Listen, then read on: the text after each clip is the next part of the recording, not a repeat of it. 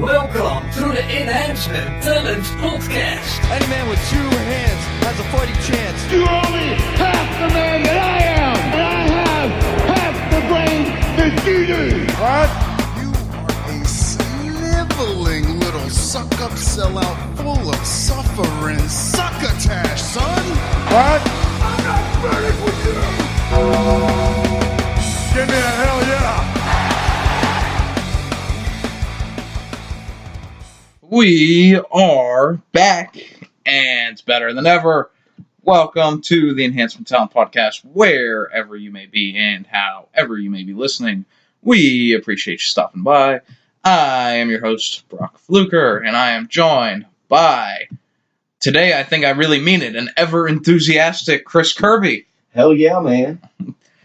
Here we are. It's going to be a show for the ages. Memorial Day Monday. Hope everyone is enjoying their possible 3-day weekend if you're off of work or school or whatever. Nice, whatever you need.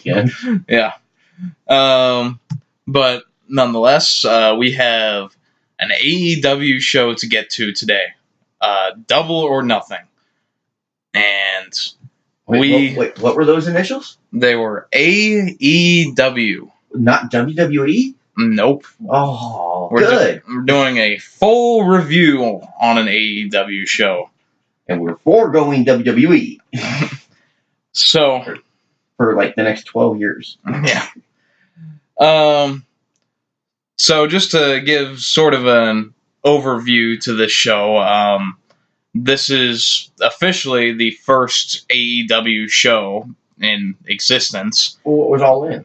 Well, All In was Cody and the Bucks, but they weren't AEW yet. Okay, it wasn't the AEW. That was before Tony Khan got involved Okay. and put his money and everything in it. And he's the owner of the Dolphins? He's the son of the owner of the Jaguars. Oh, Jaguars. Okay, I thought it was Dolphins. Yeah. I knew it was Florida. I was close, damn it. Yeah. So, man, I will tell you right away, though, that WWE is in immediate trouble with this show. Oh, God, yeah. Could you imagine if AEW had their own network? Mm. WWE would be out of business in a matter of a few years. It's going to get there with TV coming when we have weekly television for AEW. And if their TV is anything like or Double or Nothing, they got this in the bag. Yeah, this is going to be an interesting next couple years. I'm calling this show a celebration of the future of wrestling. I'm calling this a godsend to wrestling. I mean, really. Listen to our previous shows. All we do is bitch, moan, and complain about WWE. And here we've got AEW, Double or Nothing, brand new. The Great Hope. You would think, being brand new, their first legit live show, that there'd be problems. Yep. Miscues, botches, something. Mm-hmm. All in all, not a damn thing.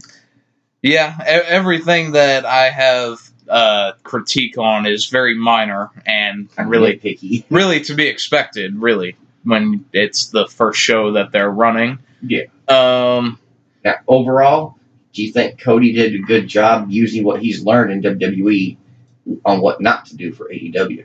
it certainly seems like it. By the way, I listened to him in interviews and everything else. It seems like his goal is to be everything that WWE isn't, really. Yeah, so it's going to be fun, it's going to be good and entertaining. Yeah. Not so stressful.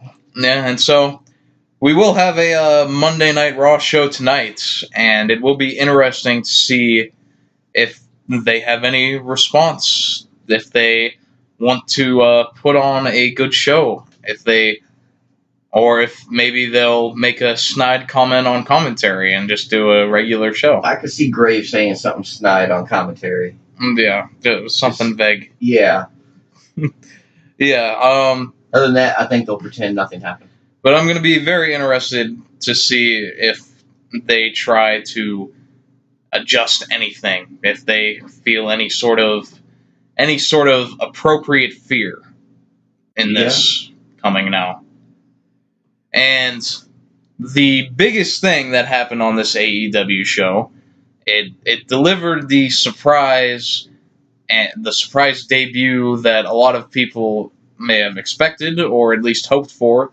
And no, it was not CM Punk. Unfortunately not. Maybe another time. I'm calling that for August when they're in Chicago. Hopefully. I'm very at least for a one-off, one-time thing. It shut people up for a while. Yeah. So, Jon Moxley, the formerly known as Dean Ambrose, popped up here at Double or Nothing in the main event, and we'll get to everything on the full review when we go match by match. But what a huge get for AEW to get the former Dean Ambrose, and I feel like he's still got a lot of miles left. And God, he's got 15, 20 years left. If he wants to. If he wants to. And, other than Chris Jericho, it really gives them a second sort of marquee sort of name that a lot of people will recognize. Well, that's because the only names you recognize are WWE. Yeah. Like Kenny Omega, huge in Japan, but he's nothing over here. Well, I wouldn't say he's nothing. Well, as far as people know. Yeah, as far as mainstream publicity, yeah, but I mean, pretty much every wrestling fan knows who Kenny Omega is. I didn't until I watched that one Jericho match. Yeah, but that's part of what made him more recognizable was that match was really when, I mean, I'm sure most people knew of him, but that made so everyone knew who he was, well, at least in wrestling. If you keep up with the indies, yeah, you probably did. So, overall, I mean, this was just a fantastic 5 hours almost. Yeah, with the pre-show, yeah. The presentation of the show, overall, the way it was shot and everything, it felt similar to what WWE does with the way it was presented as far as cameras and go and all that. But I was okay with that part. Yeah, it looked professional, which is good. Yeah. And I like, they had the one hard cam, but it was way the hell back because when they zoomed out, I mean, it was way back in the back.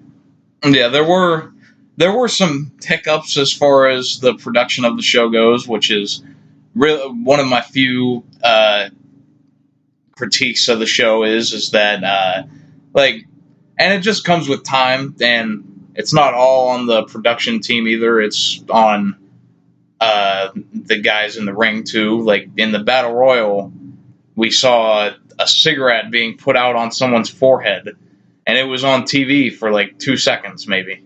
Yeah. And that's not all on them. It's just because there were two things going on at once. And they couldn't get both of it. So that's part of like the agent's job and putting the matches together and all that too. And with something like that, they should do a split screen, one camera on each side to cover two different things in the same match. Yeah, I'm not sure the logistics of that, of how easy that is. Well, I mean, for something like a battle royal, I think it's necessary. Yeah, it could use it because they kept zooming in and then having to cut to another camera in a different part of the ring, and it's just like if you had a split screen, you could easily show both things happening at once. Right. Another thing was the commentary. I was not big on the commentary, and it featured Alex Marvez and Excalibur were the only two there during the pre-show. JR came out during the main show, and JR was good for the Cody and Dustin match, and he was good for the Chris Jericho and Kenny Omega match. Yeah. But other than that, it just felt like he was very lost, and it felt like they all were. Yeah, as a collective group, they definitely did. It's like either they just didn't know what they were doing, or they didn't share the information about the wrestlers to the commentators. Yeah, there was one moment I remember that none of them knew what was going on or who the people in the ring were, and it was just kind of strange. And that could be a setup too. Yeah, maybe. Excalibur, I thought was good all night. I liked him and JR as a combo. Yeah, and that's another thing. I feel like they should go with a two-man booth. Yeah. If they're really trying to be different, a two-man booth is just so much easier. You go a heel and a face commentator. That's all you need. You don't need a heel, a face, and a Switzerland.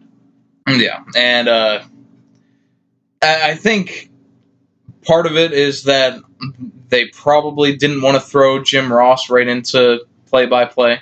And that could be. And I'm not sure if they plan on putting him on play-by-play in the future.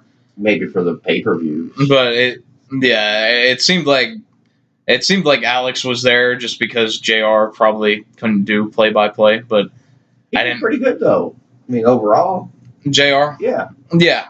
I mean, for what I expected, I think he did pretty well. It's just a matter of getting used to things, or I think he could have probably researched things more than he did.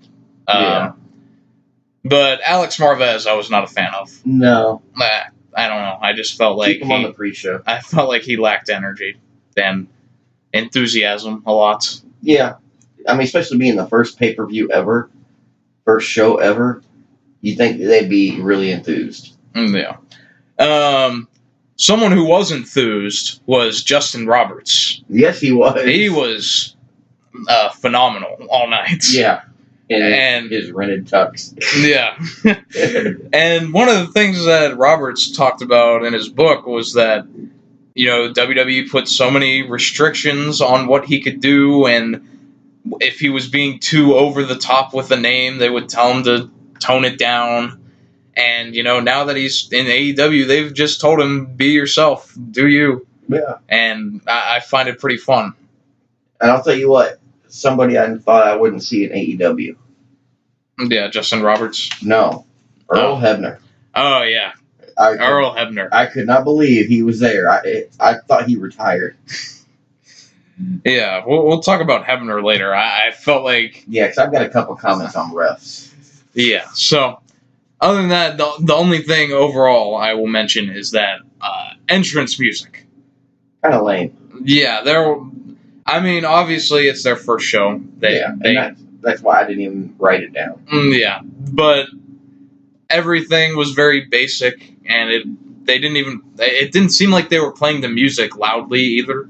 It was sort of faint in the background. But do you really need it that loud on TV? It's just an entrance. I feel like it should be. I feel like the entrance is a big part of the whole superstar feel. But this might be how they're doing it different. It could be. Where it's not going to be so loud. And because, it was also the first show that was, what was it, sensory something. Oh, where they had the booth set up if you were deaf. Yeah. You could go in there, and if you were blind, sensory you could go inclusive. Yeah, so if you had any kind of issues, they were ready for it. Yes. Which is awesome. Yeah, that was... So, and maybe that's a part of it, keeping the volume turned down, so if you're on the spectrum, the noise doesn't scare you. Okay. Maybe. I hadn't thought of that. Just because they're so all-inclusive, they want everybody to enjoy it. Yeah. And you can't do that if you've got kids crying because they're on the spectrum and they get scared with the sound. Right. I hadn't thought of that. It's a possibility. Yeah, I don't know if that is the reason, but it's a fine reason. It's a valid possibility. Yeah. The only entrance music that stuck out was, of course, Chris Jericho's, because it's his own song. Yeah, exactly. Which it's a good theme for that character too. Yeah. But is he going to be a full timer or is he a part timer? It's it seems like he's going to be doing. We don't know really. Yeah, I guess we don't know anything right now. He said that I think he said that he'll mostly be there for the bigger shows, or at least wrestling on the bigger shows. I'm not sure exactly what they're going to do with him, but I can't see him at his age with his career that he's already had to stick around week after week after week. No, I'm sure I would feel like he won't, but I can see the big matches, the pay-per-views. The other thing is, though, is that they've said that they're not going to do monthly pay-per-views. Yeah. So, but yet they've got one in May, which we just saw. Yeah. In July, and August, and October. I don't know about September yet. But yeah, I think that's more referring to like when they are actually doing TV But after the TV started. yeah, That so... could be. And, I'd be happy. If they do one every 2 or 3 months, If that'd be awesome. Even 5 a year, I don't think people would have a problem spending that $50. No. Because it's not a monthly thing. Yeah, I'm interested to see what the buy rate did on this. I'd like to know, because, it was worth it. It was worth a lot more than $50. Yeah. I enjoyed this more than I did WrestleMania. Yeah. I think it was Meltzer reported at some point, but it wasn't an official number, but he said it was over 200,000 buys. Hey, that's pretty good. So that's a hell of a start. And if you figure over 200,000 people bought it, then when it's on free TV, it's gonna be a good crowd there. Yeah, you mentioned the WrestleMania thing. I joked to you earlier today. I wish we would have not went to WrestleMania and just went out to Vegas and did this show. I would have liked it a lot better. And there wouldn't have been as many people. Depending on who you believe, it's either 13,000 or 20,000. Yeah, that was a funny segment. Yeah. I bet they would have let you keep your water bottle cap. I bet I could have had my cap for my water bottle. That's for damn sure. So the pre-show opens with the Casino Battle Royale. Battle Royale. Battle Royale, yes. Gotta put the E on the end. I enjoyed the concept of this match because it was, the casino theme. Yeah. And so there were, it started with 5 entrants, and each 5 of these were organized by suits, clubs, hearts, whatever else it is. Spades. Yeah, diamonds and spades. And after however long, 5 minutes, another suit would come out. Yeah. And until all 20 are in the ring, but then there's one Joker. Yeah. So I'll be honest, that was creative. I actually thought Moxley was going to be the Joker. Yeah. Because that would set it up for him to win and then go for the title at the next show. Yeah. Yeah, they could have done that. And I think that would have been a bigger pop for him to debut. Yeah, then that's worth saying. The winner of this match was going to be a number 1 contender for the new world title. They would end up facing the winner of the Jericho and Omega match in the main event. And we now know that match will take place at the Chicago show, All Out. In August. It's July, isn't it? Chicago was August. I think it was All July. Out. All Out's in July. No, All Out is the Chicago one. Is it? Yeah. What's going on in July then? Or is it one in July? I think there's another one that's like Fight for the Fallen. That's maybe that's in August. Okay, I don't know. If I'm not mistaken. We'll figure it out eventually. So in this match we had some cameos from Tommy Dreamer and Glacier and Billy Gunn. Tommy Dreamer throwing trash cans in the ring. And was that the transgender, I'm taking it, that was in the match? What was her name? Sunny something? Sunny Kiss? Yeah. I'm guessing that's her, because she was the only female type in a men's battle royale. Yeah. So I feel like it's probably not safe to assume. Yeah, I'm not trying to assume, but I don't know. It's just like she did the Naomi. No, I thought that it was, though. She did that move like Naomi does, in the corner. Yeah, the Dreamer. Yeah. So it was like, well, I mean, that'd be kind of weird if it was a dude. Yeah. So but I knew they had one, so I'm guessing that. Yeah, I thought it was, but I didn't look it up, so I don't know. Okay. There was Ty Dillinger coming in, Sean Spears. Yeah. I couldn't think of his name, but I knew who it was. Yeah. Still, he got a good pop with the Perfect 10 stuff. Yeah, he did. We got some trash can spots from Dreamer, a cigarette being put out on someone's forehead by Jimmy Havoc, which mentioned earlier was barely caught on camera. And then we got a damn staple gun from Jimmy Havoc, and he ends up delivering a staple to the testicles of Tommy Dreamer. Yeah. Which I believe is when he got eliminated. Yeah. After he did the staple to the forehead or the temple, supposedly. we had a 619 from someone with no legs. And how is Lieutenant Dan in this match? He's still in it. I don't. Yeah, and the reason we say that is Lieutenant Dan ain't got no legs. Which means he ain't got no feet. He ain't got no feet to touch the floor to be out of the match. Therefore, he's never out of the match. Yeah. So, honestly, what were they thinking? Really? Well, I mean, and nothing against 2 feet, 2 stubs. Nothing against the guy, but We can make amendments to the rules when someone doesn't have feet. no, and I get that. But what was the point? Because all it did was make everybody look like an asshole who hit him because he had. Well, that was the point because they wanted. But even if they weren't a heel, they would still get booed because of it. Yeah, but really the only one who did any offense on him was MJF. Well, yeah, I guess. And that seems like their heat magnet for the show. Yeah, it was Miz Jr. Yeah, very. It was very Miz-like. He was. I thought a lot of EC3 and TNA too. Oh, okay. With like the scarves and all that. Oh, okay. He stole that from Jericho. Yeah. Of course, MJF was the one who eliminated Dustin Thomas after this to get the mega heats that you would get from eliminating a man with no legs. Yeah, it's like, come on, you just picked up half a man.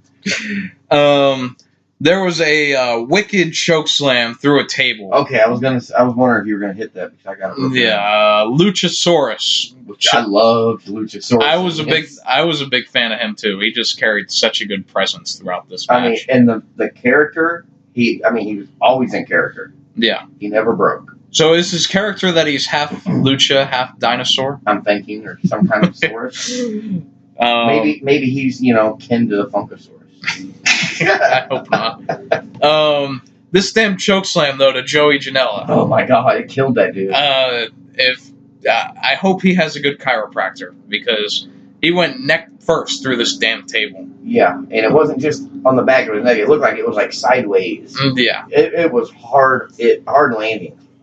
It made me hurt. Yeah, that was uncomfortable. Then we get the Joker who comes out, which ends up being Adam Hangman Page. Hangman Adam Page, if you listen to Justin Roberts. Yeah, Hangman Adam Page, rather. Hangman Adam Page, Adam Hangman Page, Page Hangman Adam. All the same. And, he's someone I've heard a lot about. I haven't watched much of him. But, if this match is anything to go by, then they are positioning him to be right at the top right away.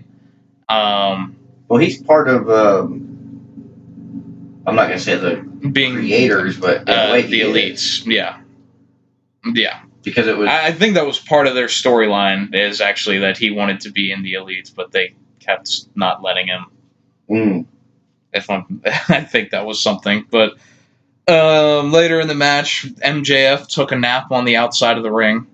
And so Page ends up thinking he won, but MJF comes in to try to eliminate him, but ends up being eliminated himself, as Hangman is the one with the win. The MJF spot, it was way too late in the match to really even think that he wasn't still in it. Yeah. I feel like everyone remembered that he was still in there. Well, if they wanted to play that off, he should have got out the ring from get-go and hit. Yeah. And then come out at the end. You can't be in there for 3/4 of the match and then go hide. Yeah.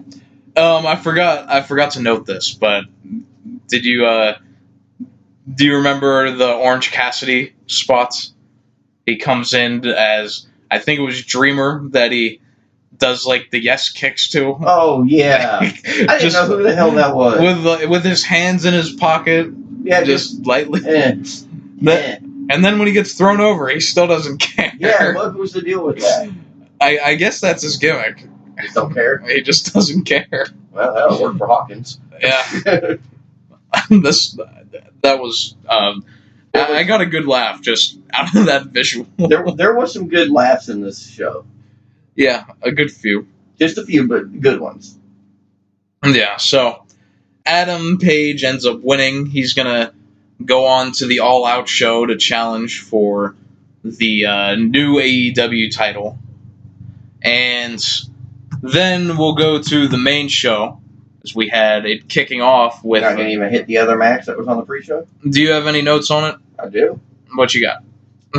Sammy Guevara versus Kip Sabian. Yeah, because I forgot most of this. And the first note I have is, I think it's cool that they had a female ref during a man's match. Yeah, I remember that now. Aubrey something. Yeah, I don't know. I think this went like 9 minutes. It was pretty decent for a pre-show match. Yeah. I mean, overall, a lot of quick moves.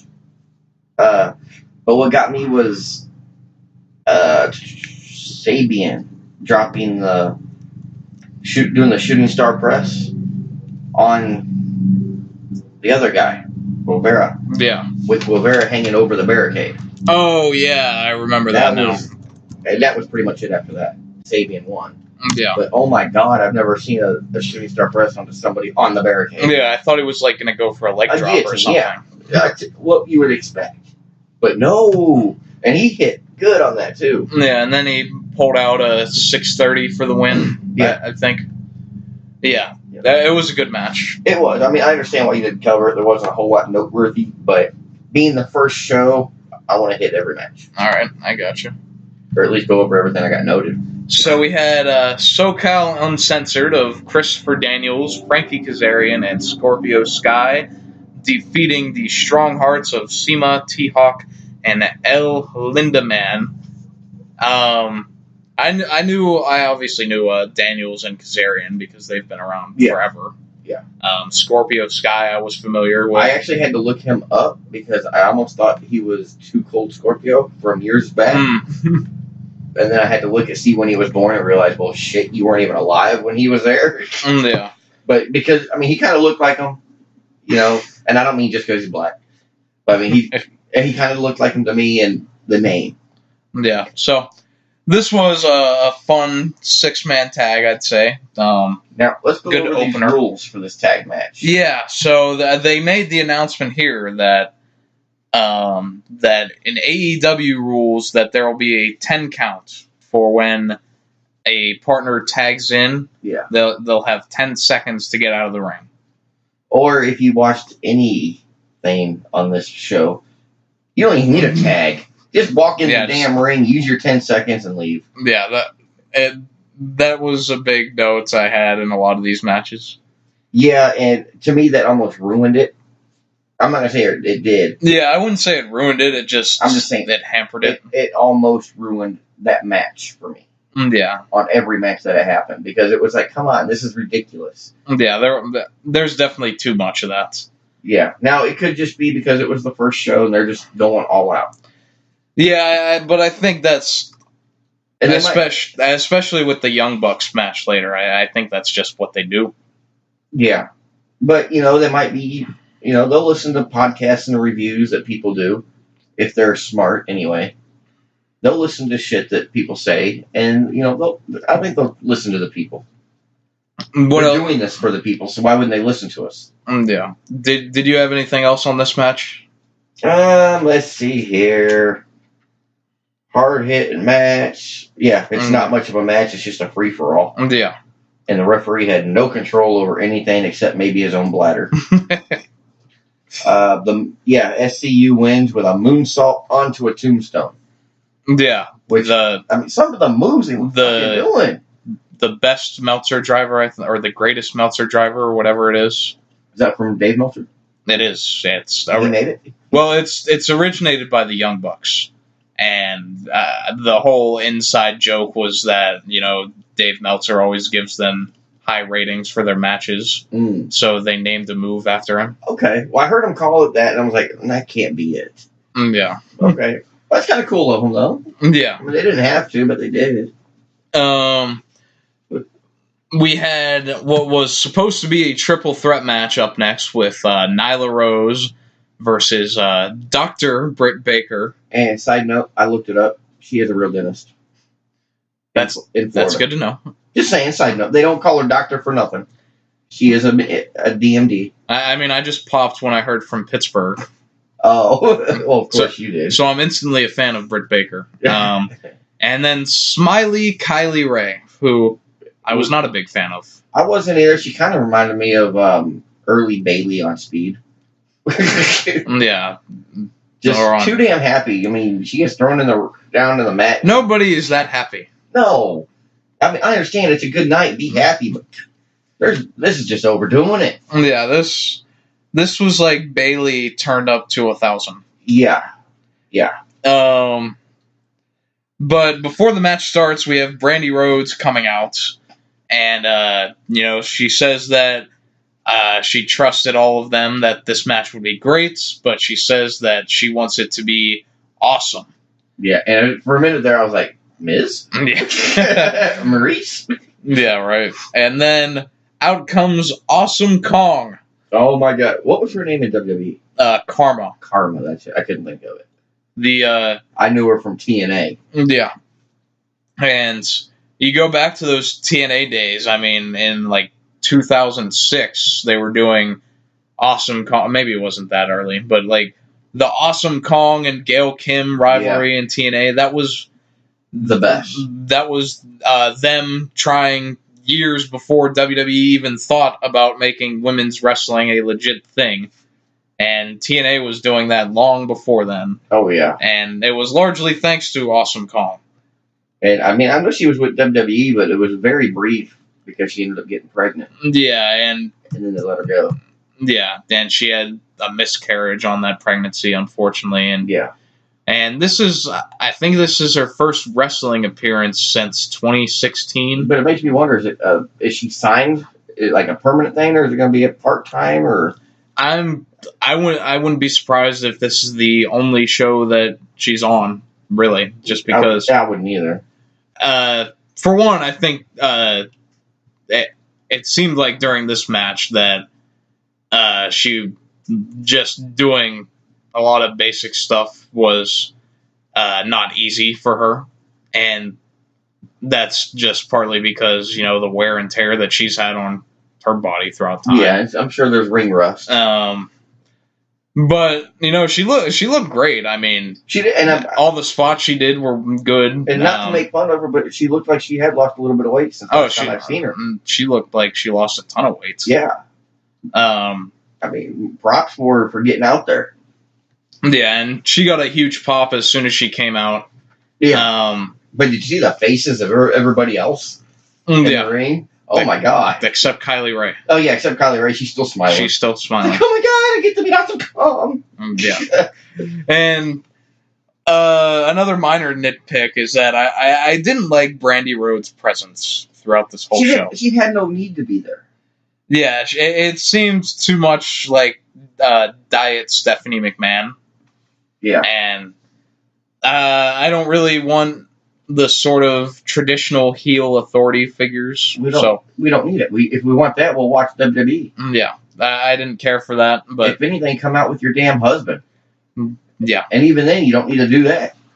Yeah, preferably not. You could have just had Awesome Kong come out without introduction. Now, I may be wrong, and you may have to correct me. But if I'm right, she's the only one throughout the night that caused outside interference. Brandy, that was in the Dustin match. Yes. Yeah, that would be true. Yeah. I don't think there were any roll-up wins either. I even made a note of that somewhere, too. Yeah, so... Oh, wait, no, there was... Was there? I could have swore I thought there was.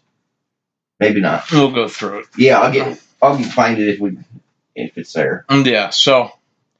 another thing, though, is that...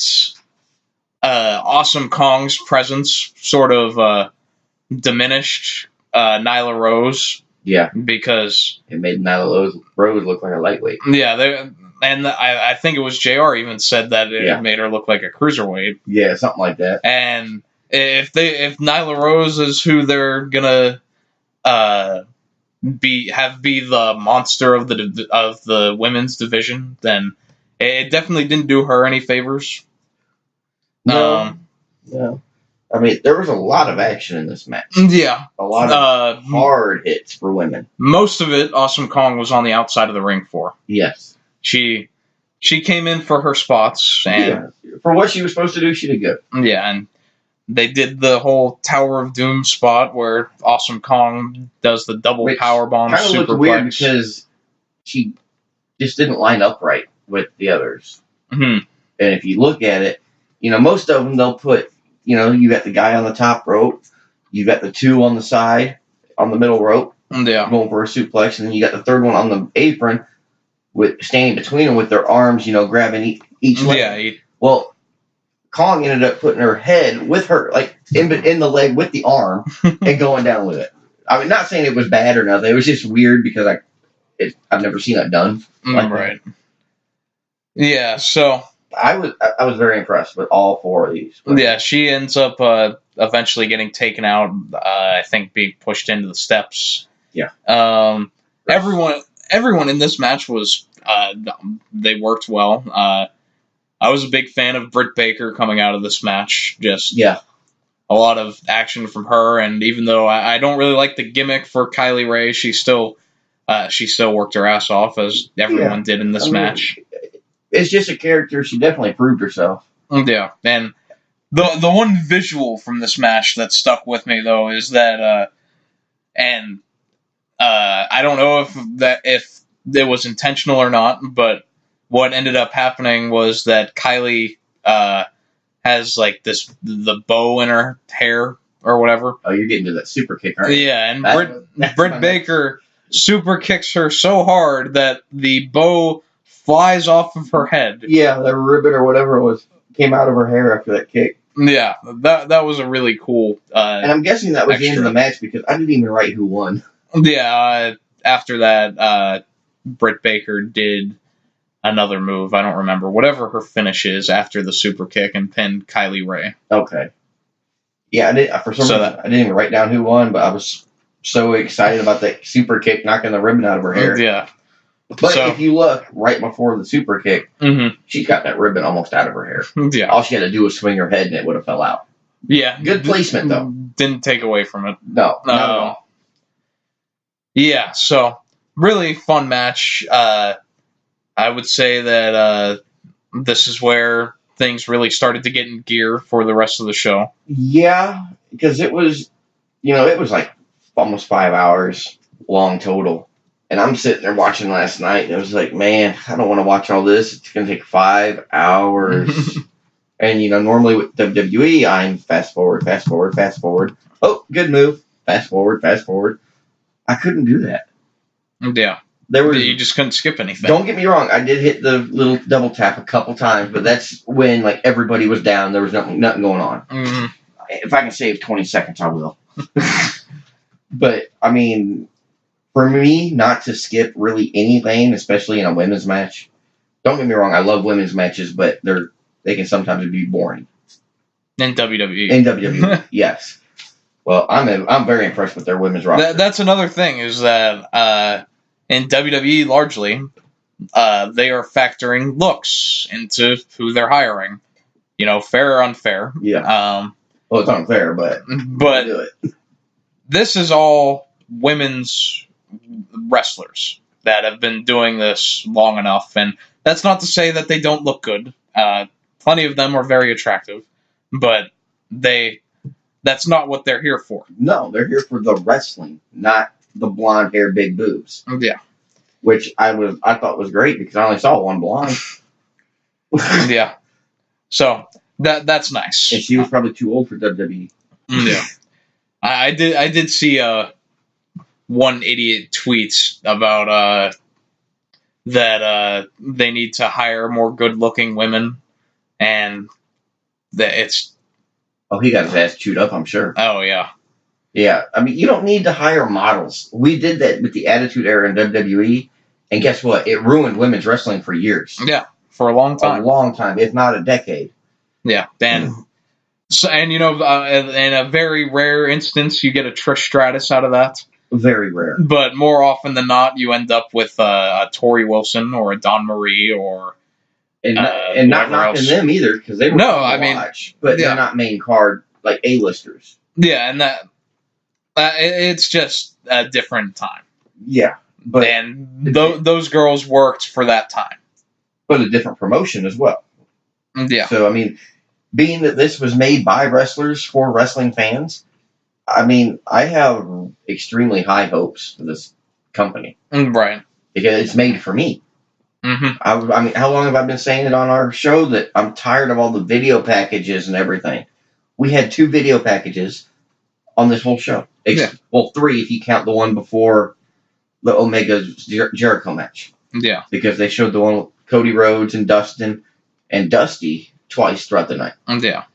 3 little video packages in 5 hours compared to an hour and a half's worth in 3 hours. Yeah. I mean, I can't remember the statistic, but the 8 hours of WrestleMania, the amount of it that was actually wrestling. Yeah, it was like 2 hours or something. Yeah, it was. I think it was like 3.5 or something. Yeah, it was under half. Yeah, and that includes the pre-show, which is just a panel and a couple matches. And it was just one match at Mania, wasn't it? It was the Battle Royal, the Cruiserweight match. I forgot about Battle Royal. Was it both Battle Royals too? I think it was both. I think they had the women's and the men's both on the same. Oh, I don't remember. Yeah, they did. They did the women's Battle Royal, then the Cruiserweight match, then the men's Battle Royal, and then pre-show. Didn't one of the Battle Royals start the show? No. Oh, no, that was Lesnar. Yeah, that's right, the Lesnar match. Yeah. Okay. And this pre-show was just an hour of wrestling matches. Yeah, I mean, there was very little non-wrestling throughout the whole show. I mean, obviously they're going to do their cuts to the commentators during the pre-show. Yeah. And during the down. And they had the short segment at the beginning with all the elite guys, which I didn't even note on, but I didn't note on it. It was kind of cool. Yeah, because that's where they came up with the. Cody said there was like 13,000 some. That's right. There, and which one was it? Was it Kenny or one of the Bucks? I think it was one of the Bucks that said there's. This is pro wrestling. We round up. Yeah, he said there was 20,000, and Cody correctly goes, "No, this is pro wrestling. We round up." Yeah. And it was just, it was just a nice, funny moment. But that started that ended the pre-show, I think. Or I think that was the start of the main show. Yeah, it was one of those two. Yes, but I mean, it was just a nice little segment. It didn't take but just a few minutes. Yeah, and everybody just had a little laugh. And they did the unveiling of the championship later, and I was disappointed with that. Yeah, we'll cover all that when we get there. Yeah, we'll get to it. But yeah, the point was that those were the only 2 real promo segments of the night. Yeah, you got. I mean, the one before the Omega Jericho match, and then the Rhodes tribute is what I called it. Yeah. After this, we had the best friends, Chuck Taylor and Trent Beretta, defeating Angelico and Jack Evans. So best friends is a pair of shoes. Chuck Taylor. Yeah. Trent Beretta is someone that a lot of people would be familiar with. The name sounds familiar. Maybe I've heard it. He was in WWE back in like the late 2000s, I would say. Okay, maybe that's where I've heard it from. I know I've heard the name though. But I don't have much for this match, so I'll let you take it. I really don't have a whole lot. The Jack Evans and Angelico, they remind me of the early Hardy Boys. Yeah, there was a couple of teams that did that to me. Yeah. And they were one of them. It was nice to actually see real sports entertainment, pro wrestling again. Not the crap that we see. Well, it's still sports entertainment. Not here. This is pro wrestling. Pro wrestling. I'll correct myself. It was good to see real pro wrestling compared to the crap we've had to shove down our throats for the past 20 years. Yeah. Well, almost 20 years since WCW went under. So, I mean, the only thing I got on the match itself is the best friends win. I was not disappointed. And then all of a sudden, there's a beatdown. Yeah, so these 2 guys come out, and this is after the best friends are trying to hug Angelico. Right in the middle of the hug. Yeah, right when they're about to hug. And which kind of threw me for a loop, like, why you gonna hug him? And then the lights go out, and I feel like anytime the lights go out, you're expecting something, like, awesome. Waiting for Bray Wyatt. Yeah, you're expecting something crazy. Yeah. And, we got these 2 dudes who are...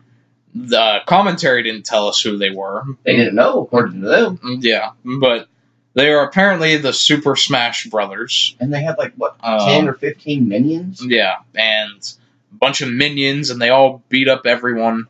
And now the minions were all dressed in black with dark green masks. Yeah, they had the masks. I mean, how they did it was cool. Yeah. I don't understand it was cool. but it was cool. Yeah, and it was cool, too, that they made the human throne after that. Yeah. Which... That was neat. It was different. I mean, I didn't understand it, but I thought it was cool. Yeah, I'm sure they're going to have to come up with a new name, though, when they move to TV. Because I don't feel like Nintendo would appreciate it. Oh, no. But, I mean, it's not like it matters. I mean, hell, look at the Vikings. Yeah, Viking They had a new name every week for a month. The Viking Raider, Football, Warrior, Lions. Experience. Yeah. And, yeah, that was that. After this, we got... Wait, what is this? Yet another women's match? Yeah, a 6-woman tag here. And I'll tell you what, it was hell trying to write these names down. Yeah. Do you want me to try to pronounce them? Let's go for it. Okay, I have... Go for Team 1, I'll go for Team 2. I have Hikaru Shida, Rio Abe, or Abe, and Rio Mizunami. I've got Yuka Sakazaki. Yeah. Which sounds like a generic motorcycle. Emi Sakura. You got the easy one. And, well, Aja Kong. Yeah, you got the easy one. Yeah, I guess I did. Okay, fine. Rio Mizunami. Yeah, Mizunami. Hikaru Shida. Yeah, so these ladies, aside from Aja Kong, no one was really aware much of them because they're all coming from OWE, which is the Oriental Wrestling Entertainment. Okay, I was wondering what the E was. I didn't hear him say what it was. Yeah, that's I believe AEW has a partnership with them. Probably that's why they got so many Japanese stars, and Oriental stars. It was when they announced it, it was like nobody even had ever heard of this promotion, and so many of these guys and girls you're going to see we're not familiar with yet, and we may not have to stay familiar. They may go back and forth, right? So they might be fill in, hey, we need some people. We're on the West Coast.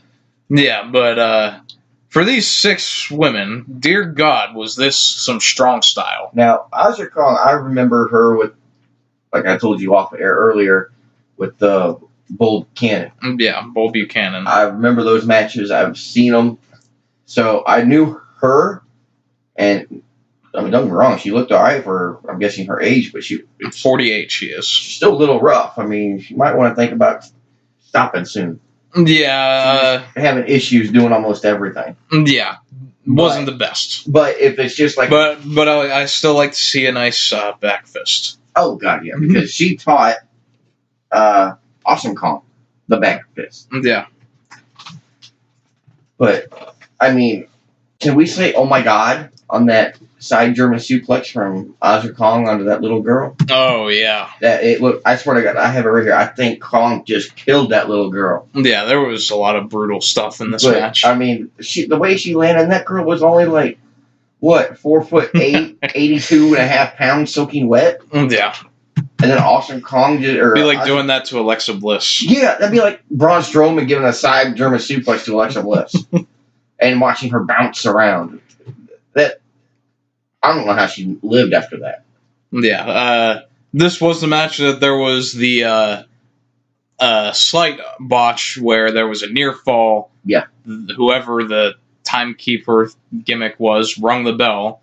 And then from the back, they played the music. And that kind of killed the momentum for the match. It did, because it made me wonder, okay, was it supposed to end there? Yeah. And the ref just goofed and didn't count 3? Because it was a 3 count. She just stopped counting at 2. Mm-hmm. So it should have been a 3 count. So I don't know if there was just a goof, a miscommunication, or something. Yeah. But all 6 of them worked hard. It was a fun match, even though I wasn't familiar with much. I wasn't either, but I was very impressed. But up next, we have the absolute match of the night. Oh, it's the match of the year. I'm calling it now. I I would hesitate to disagree. We had Cody against Dustin Rhodes. Now, before the match even starts, I gotta ask.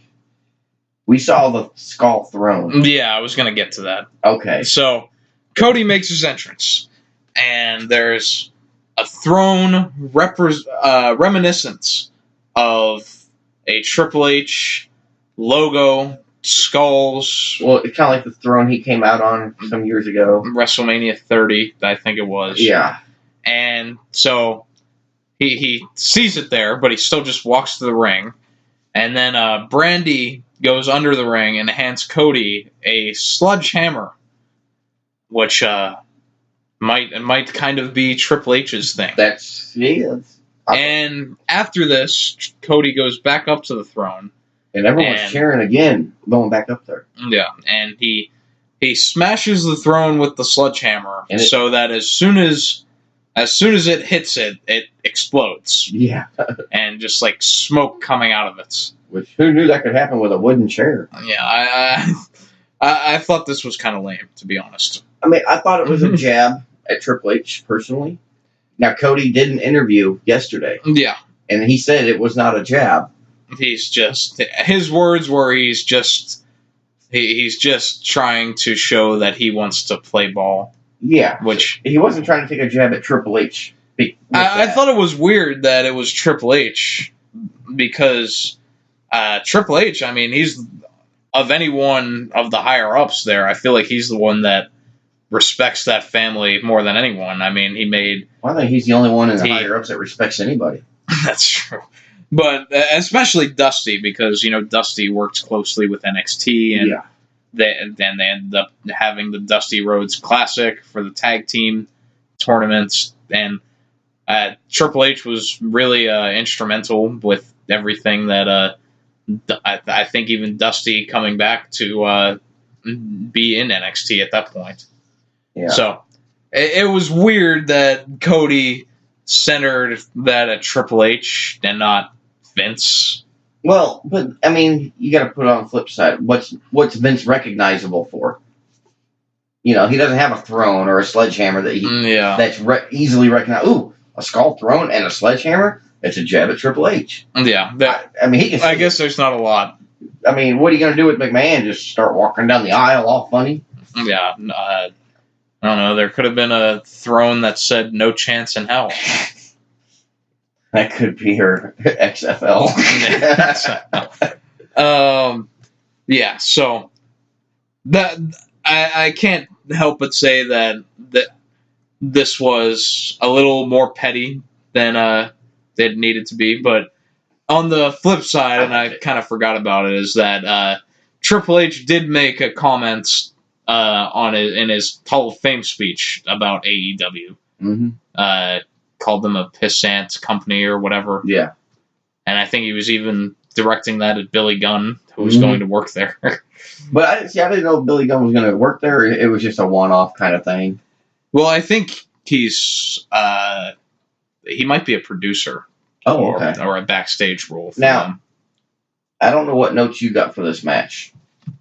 Yeah. But I've got 3 letters of a guy that came out. 3 letters of a guy that came out? Mm-hmm. And I have to say it. Oh. You know who it is, I'm sure. It's me. It's DDP. Yeah. So, yeah, that was a point where after Brandy Rhodes speared Dustin Rhodes. Yeah. On the outside of the ring, speared him. It was a good-looking spear. Low-key, her spear was better than Roman Reigns. I think so. But, yeah, that was the one point where Brandy got involved, and Earl Hebner threw her out, and then DDP came down and lifted Brandy and just straight picked her up and carried her back. Carried her to the back. One, I didn't know even DDP was there. Is he a part of AEW? He was at the All In show, and now he's here. Yeah. And why would he be coming out now? Like commentary said, I think it was JR, that he thought that maybe DDP just wanted to see a nice fair fight. Yeah. Which, okay, I'll give you that. Could be possible. Yeah, and he's supposed to be close with the whole Rhodes family and all that. Yeah, he's a good family friend, I know. But I'm just curious, is he going to be a part of it? Because he's not anything in WWE that I know of. No. So he could be backstage somewhere, a producer or something. There. Yeah, he definitely could. It just the way he came out and just grabbed her and took her back and made me think he worked there. Yeah. Yeah, I'm not sure exactly what his role would be there. Before this match started, what was your take on brother versus brother? So, given that there's like a 17-year age gap. Yeah. So, I was interested to see how this match would go, but ultimately, I didn't expect anywhere near what we got with Dustin at the age that he's at. No. If you expected that, I would have called you nuts. And the craziest thing is that, like, for as long as Dustin has been in the business, and I think it goes back to 1994 in WCW, around there. Probably early 90s. Yeah. So, 94 is a possibility. Yeah. And that is, with how long he has been wrestling, I don't think that we've ever seen anything like this. Well, I can tell you now, I've never seen anything like this. I mean, how many... This match went almost 25 minutes. And it was a solid 25 minutes. And I would struggle to think of any match that Dustin had that went 25 minutes. Maybe in his early days, but back then they didn't give a whole lot of time for matches. Yeah. So, it could be one of his longest matches. But it's one of his, I'm going to say right now, it's his best match of his career. Yeah. He would even say in the post-show interviews, someone asked him what if the tag match is going to be his last match, what he wants his legacy to be, and he just said tonight, just this one match, and this is what people are going to remember.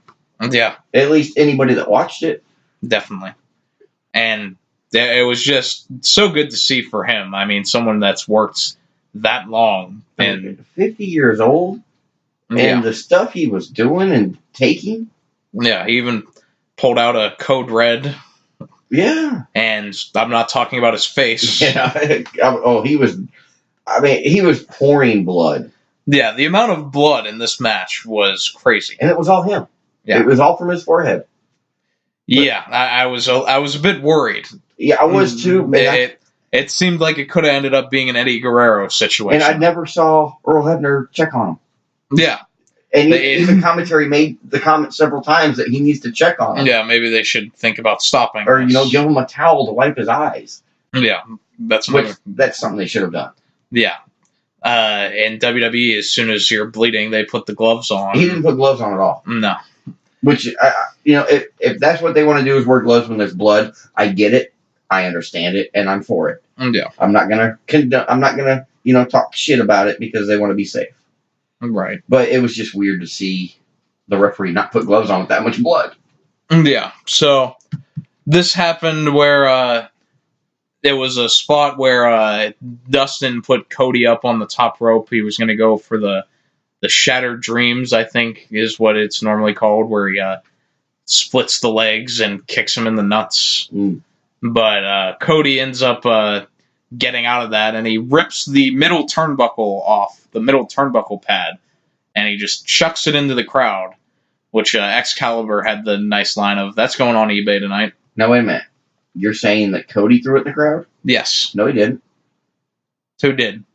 Cody ripped that turnbuckle pad off. Oh, was it Hebner that threw it in? Dustin picked it up, looked at it, and threw it in the ring, threw it in the audience. Okay.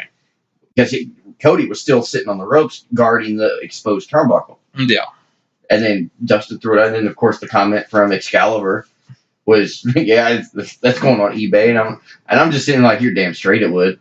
Yeah. I wouldn't be surprised. I could see, like, there was at least 4 people trying to grab this thing. Yeah. I would be surprised if it's still in one piece. They might have all been fighting over it. But I bet you could go on eBay right now and look. I bet you'll find it. Yeah. So, after that was when Cody ends up throwing Dustin into the second exposed turnbuckle. And then after that... I'm guessing that's where he was supposedly cut his forehead. Yeah, after that is when Brandy speared him, and he was down. And I think he bladed when he was down. No, he definitely bladed. Well, I know he bladed. I just didn't see exactly when. Well, there was a spot where they had him like covering his head that I figured was around there. Yeah. But that's okay, though, because it worked. But however he did it way too deep. Yes, he did. I think he did just a couple layers of skin too deep. Yeah, because that shit was just gushing out of his forehead. Yeah, and he already had the red face paint on half of his face. Yeah, so you really couldn't tell. I mean, you could tell how bloody he was. Yeah. But at the same time, you couldn't tell because of the red makeup. Yeah, and by the end of this match, there was blood on Cody. There was blood on the all over the mat. Yeah. That's why I thought this would have been the main event. Yeah, there were puddles on the outside. Yeah. Just ridiculous. And yeah, in between the matches, you still didn't have 20 minutes of videos while they cleaned up. Yeah. And this match, the reason I loved it so much is just like, it felt like a story that, for one, like right away, the crowd was chanting for Dusty, which was an awesome moment. It was. And that might have something to do with the video they showed just before the match started, too. Yeah. And just the whole story for Dustin of leaving WWE at this point and being the older veteran who's done just about everything he can do in the wrestling business. Yeah. But then to this point, he still has one more fight in him, and that was what this was. And they had the whole other gimmick of Cody wanting to kill the Attitude Era. Yeah. Which, I didn't really need all that, but... No. I'm sorry, you can't kill the Attitude Era and then draw this much blood. Yeah. I mean, come on, you're just doing the exact same thing they did 25 years ago. I think that storyline might be the main reason that Earl Hebner was the one that called this match. Oh, that could be. And on Hebner, he looked gassed in this match. Yeah, he did. I think it might be time for him to hang it up. Or maybe, if he's going to do it, be with a slower moving match. Yeah, good luck with that. Yeah, you see the slowest moving. You see the matches on this show, and this match didn't move that quick. No, this was a lot more of ground and pound and spots, but not quickness. Yeah. So, but in the middle of the match, all I can say is, I see Dustin's going to put over his little bro. Yeah, that's in the middle of the match. Right after all the blood started coming out. Yeah, I mean, when you do that, you figure that you're gonna lose. Yeah, and so they do some stuff in between there. There was the one spot where what was like the belt thing that Cody had on? It was a weight belt, like Hogan used to wear. Yeah, a little smaller. And it said something about the Attitude Era on it or something. I never got a look at it. Yeah, but they never gave me a good look at it on camera. Yeah, but Dustin ends up spanking Cody's bare ass with this thing. Well, now set it up. Cody took it off and was going to hit Dustin with it, and the ref stopped him. Yes. And it was laying on the mat, on the apron. So that's when Dustin caught Cody on going up top, pulled his pants down bare ass, and spanked him with his own weight belt. Yeah, and it was on TV. On TV. They even cut the camera so it would be right behind his ass. Yeah, they intentionally did this. Yes. So this is one of the beauties of pay-per-view, I guess. Well, yeah, but even in WWE, that wouldn't have happened. No. So one, props for doing it. If you're gonna show it, show it. Yeah. I mean, I got. Did you want to see Cody's ass that much? No, but if you're gonna do it, do it right. Right. Don't do it half-assed like WWE. Oh no, you showed half a butt cheek. You're gonna get fined $300,000 and take a month off for doing it. I don't think they've ever done that. So. Well, no, but they do get in trouble if they show what they're not supposed to. Like Rosa Mendez. Somebody pulled her pants down. You could see her ass, and she got in trouble. I don't even remember that. But after that, there was the perfect build-up, and then you got to the near falls where oh my god, Cody would hit a crossroads, and Dustin would kick out, and Dustin would hit a crossroads. Cody would kick out. It was so weird to hear him calling it crossroads for both of them. Yeah. Eventually, Cody does put away Dustin with the crossroads, and but I think the only reason Cody won is because Dustin literally, yes, I'm saying literally, ran out of blood. I think he just like he couldn't. He had no blood left in him. Yeah, there wasn't a lot left of Dustin. I mean, there was more of Dustin around the ring than there was inside of him. Yeah. So after this match is when Dustin is in the ring and he's appearing like he's gonna take off his boots and leave them in the ring. The symbolic retirement. See, I didn't even catch that. Yeah, he was untying his laces. Oh, I saw him one time. I thought maybe he was just loosening. I didn't think anything of it. Yeah. I think that was what he was going to do, is just leave his boots in the ring to symbolize that was his last match. Same thing the Undertaker should have done when he left his shit in the ring. Yeah, essentially. But Cody comes back in the ring and he gets on the mic and says that he can't let Dustin retire because he has a favor to ask. Yeah. Saying he has a match assigned against the Young Bucks at, I think it's the August show. I think that one is. The Fight for the Fallen, I believe, or whatever it's called. We'll let you guys know once we know for sure. Yeah, and he says he doesn't need a partner and he doesn't need a friend. He needs his big brother.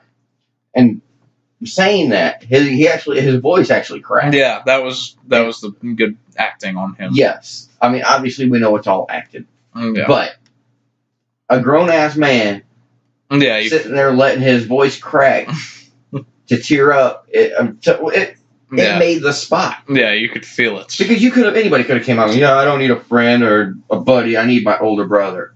But he actually, he felt that shit. He made you feel it, right? And that right there made the moment, even though it was, expected, it was a touching moment. Yeah. And it just made Cody seem more legitimate. Do you remember the promo in WCW that Dusty and Dustin had? It was one of the more... I'm not sure if it was one of the more famous Dusty promos, but it was a really good one that where they ended up teaming up together. I don't remember. It was a great promo. It was basically about, that he neglected his son and all that, and but they needed to come together for a tag match or something like that. Yeah, I don't remember. Now, I felt like this was sort of similar to that. Yeah. I honestly wish Dusty could have been here to see this. Yeah, and that's... really, the match that these two put on, Dusty be just ecstatic. Yeah, that's another thing that I heard from Dustin in the post-show press conference is that, he felt his presence during that match. I'm sure both of them did. Yeah. And Cody's got Dream tattooed across his chest. Yep. Which, obviously, the American Dream. Yep. So, I don't know. I'm telling you, it's the match of the year. Yeah. Everything they did in that match had a reason. Yeah. And that was the great thing about this show is that you get the emotion in this match. Yeah. Which is what most of this match was just a lot of emotion, and then. But this is what's missing in that other promotion. Yeah. Then throughout the rest of the show, you have hard hitting action. You have the Young Bucks doing 1,000 spots, which we'll get to. That's the next match, actually. But and then the headline act with Chris Jericho and Kenny Omega, the big name in Jericho that helps draw a crowd in. Just really hit all of the checkpoints. Yeah, I could not ask for anything more of a wrestling show. Yeah. I could not ask for anything more. Anything. And so after this, this was a surprise. Oh, yeah. We had Bret Hart coming out. His music sounds different. Well, I doubt they're using the same music. Well, I figured he had it copyrighted because he's been using it for so long. I figured he had it. Maybe not. But I'm not sure if you can. Yeah, I don't know. I guess it depends if he had it. Or if he could, or if he would try to buy it from them. Yeah. Or however he would go about that. I just noticed that it sounded different. Yeah, but Apparently, this was originally supposed to be a Ric Flair spot that he was going to introduce the title, but he was also supposed to have the roast of Ric Flair on Starrcast, but due to the surgery he had, he ended up pulling out. Yeah, but that's okay. They filled it with a Hall of Famer that's well known and respected, and I was disappointed. Well, I'll touch on this first. Is that it's crazy that just a couple months ago we saw Bret Hart at WrestleMania. Yeah, and then he was at the Hall of Fame induction, and his ass whooped. Yeah, and he accompanied Beth Phoenix and Natalya on the stage during their entrance. Yeah, I think you might have missed that. I don't remember. I did miss it, but I saw it when I watched it. Yeah, so. To go from there to unveiling the new AEW World Championship is a bit of a ride, and I'm not sure if we're going to see Bret on any WWE shows or anything in the near future. Oh, I wouldn't care if we saw him on WWE. I'm sure he doesn't either. But I mean, now even before he unveiled it, though. Yeah, get to your critiques. Before he unveiled it, I mean, you could see how big it was. Yeah, through the bag that it's in. Fine. But then, everybody started coming to the ring. Yeah. And then they started fighting. Yeah. Now, we didn't make note of it in the Battle Royale, but Jungle Boy. Yeah, Jungle Boy. Is Luke Perry's son. Yes. The late Luke Perry. And in that Battle Royale was Flying Brian Pillman Jr. Yes. Which I forgot to mention because I didn't write it down. But I loved watching his dad. Yeah, the early Flying Brian, not the psycho with the gun. I'll never forget that one. Oh, and I'll never forget it, but I wasn't a fan of it. No, but like the early Flying Brian. Yeah, but I didn't like how everyone started fighting, and then no one cared about the title. Yeah, it made it feel. The camera goes to the ring, and Hart's just holding it up. That was another production thing too, because you barely got a good glimpse of the title, really. Yeah, you barely got a good full glimpse, and it was only as he was moving from corner to corner that you saw it. So to go through it, Hart comes out and he introduces Hangman Page that'll be fighting for this title against the winner of the Jericho Omega match. But before anything is even said, MJF comes out to interrupt. He cuts a heel promo, a You People promo. What do you call everyone? White Trash Hicks or something? Something like that. In Vegas. Yeah. Of all places. I think there's more of every other shade but white in Vegas. Yeah. Yeah, and the funny part of this, though, was when MJF, joked about the Bret Hart Hall of Fame thing. Yeah. He's just like, look out, Bret, there's a fan behind you. So that was comical, but after that, Hangman Page exits the ring. He goes after MJF, but MJF backs off. But Jungle Boy comes in behind him. Yeah. And MJF just no-sells Jungle Boy. Mm-hmm. Just like, what are you going to do? And I mean, come on, look at Jungle Boy. What the fuck is he going to do? And so MJF continues to walk up the ramp, but he's confronted by Jimmy Havoc. And all three of these guys converge and beat up MJF. And they then leave Bret Hart in the ring by himself to awkwardly hold up this title. Yeah. Bad planning on production. Yeah. It seemed like this was missing an ending. There was no ending. You would have expected, maybe Hangman would have came back into the ring and they would have done a more traditional unveiling. Well, I even expected Hangman to come in the ring and hold the belt. Because he's going to be fighting for it. Why not hold it? Right. It's the first title of the new promotion. I want to hold it. Yeah. But all that aside, I will say that the title looks really good. Yes, from what you can see of it, it looks really good. And it is big. Yeah, it reminds me of the WCW heavyweight title. The big gold belts. Yep. Yeah. It reminds me of the IWGP title. Okay. Just with how big and the shape of it. And I like how it's not gold. Yeah. are not like a true gold like Right. WWE's is. Mhm. It's more of a silver gold mix. Hmm. At least that's how it looked on TV. Right. Yeah, I think it looked like a combination of like the IWGP title and one of those UFC titles. Mm.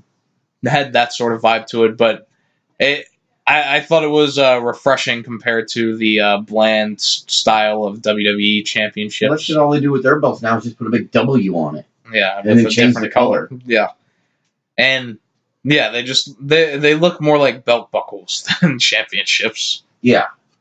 And I was impressed with the belt, not impressed with the unveiling. Yeah, they definitely could have done this better. And I'm not even going to call that a rant, but that's going to be the only one I got from the show.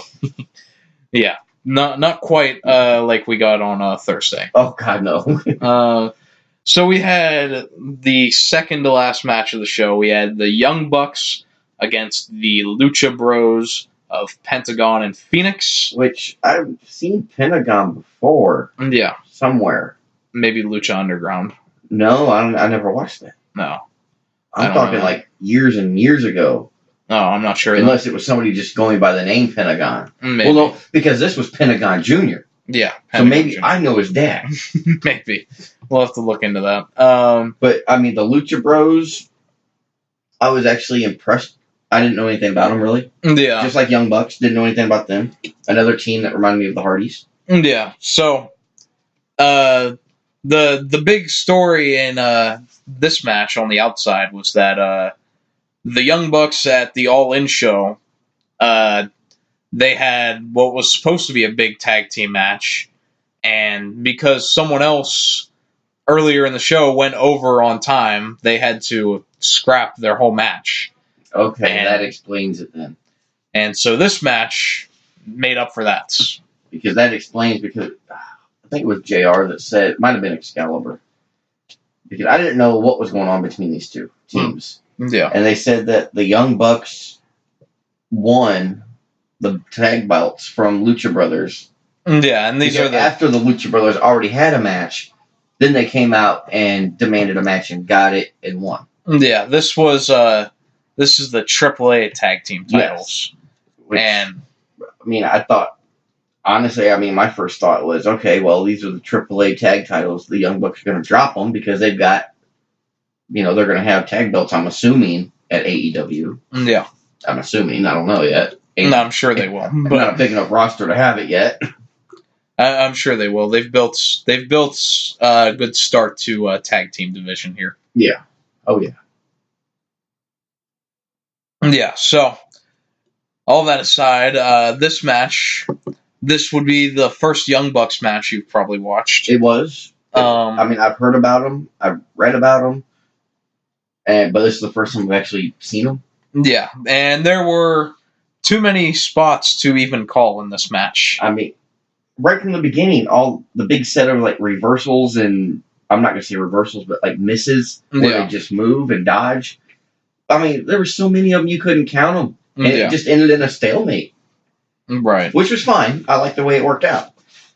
But, I'm starting to see the hype behind the Young Bucks. Yeah. That I've read and heard about. Yeah, very fun to watch. There was one little thing that bothered me in this one was that when Pentagon goes to do the arm break spot, and this is something that Pentagon does all the time, in Lucha Underground a lot, everywhere else. I've probably seen like 2 Pentagon matches, and I knew the spot that he was doing.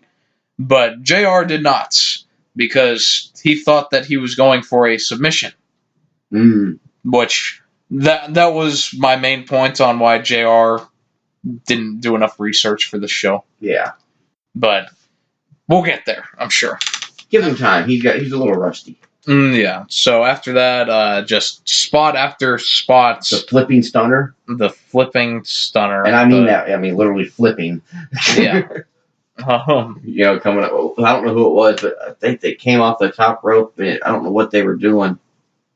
Maybe like a senton or something. Or 450. I don't know. They were doing something, but got busted. Yeah. And so The finish is that after Pentagon does the arm break spot to one of the Bucks, they end up doing the Meltzer driver, and the one that got his arm broken had to hold him up with one arm was essentially what they were going for. Now, a top rope brainbuster. Oh, yeah, onto the turnbuckle. Yeah, that was sick. I didn't even see him hit the turnbuckle. I thought he hit the rope. Yeah. And I was like, man, that's got to hurt because, the ropes are just steel cable. Yeah. With tape. So I'm like, man, that's got to hurt. But then they said turnbuckle. I was like, oh, well, shit, get up and go. Yeah. But it still looked painful. Looked good. Well, after this, the Lucha Bros had other indie dates that they pulled out of after this because they are injured. I don't know if that's soreness or any big injury that happened to them, but I hope it's nothing major. Yeah, there was a ton of stuff in this. Yeah, I mean, I wouldn't be surprised if somebody needs surgery, but I hope it's nothing major. Get some ice and some Tylenol and see you in a couple weeks. Yeah, so the one thing we'll talk about, though, and we mentioned it earlier, was that there were no rules. Yeah, I mean, this was a tornado tag. Pretty much, just like the other tag team matches. Yeah. All of them. Yeah, I do think that is a bit much. I think that you can change that by just doing what you do, but doing quick tags in between that. And, I mean, come on, do you really need 10 seconds to get out of the ring when a normal 5 count is about 20 seconds? Yeah. I mean, think about it. Every time they go 1, there's 5 seconds. 2. I mean, you don't need 10 seconds. That's like a full minute. Yeah. You don't need it. You know what else? I meant to mention this at the beginning, was that I love that they're doing time limits. Yeah, and I think they all had like a 30-minute time limit. Everything had a 30-minute time limit, but the main event had a 60-minute time limit. Which I didn't catch that, but I figured it probably did. Yeah, so... But it was only 20, 25 minutes long. Yeah, the main event was right around 25 minutes. Yeah. The tag match was around 25 minutes. I mean, all of them pretty much used up the majority of their time. Yeah. Which was awesome, because that, you know what that meant? No time for filler crap. Yeah.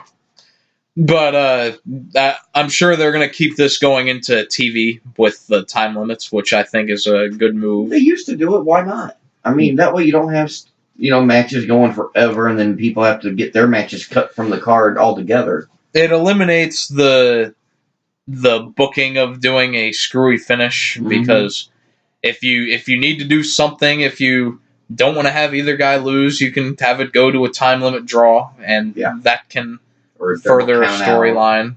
And as long as you don't overdo it, it'll be there, and it'll make sense to do. Now, I don't remember about WWE.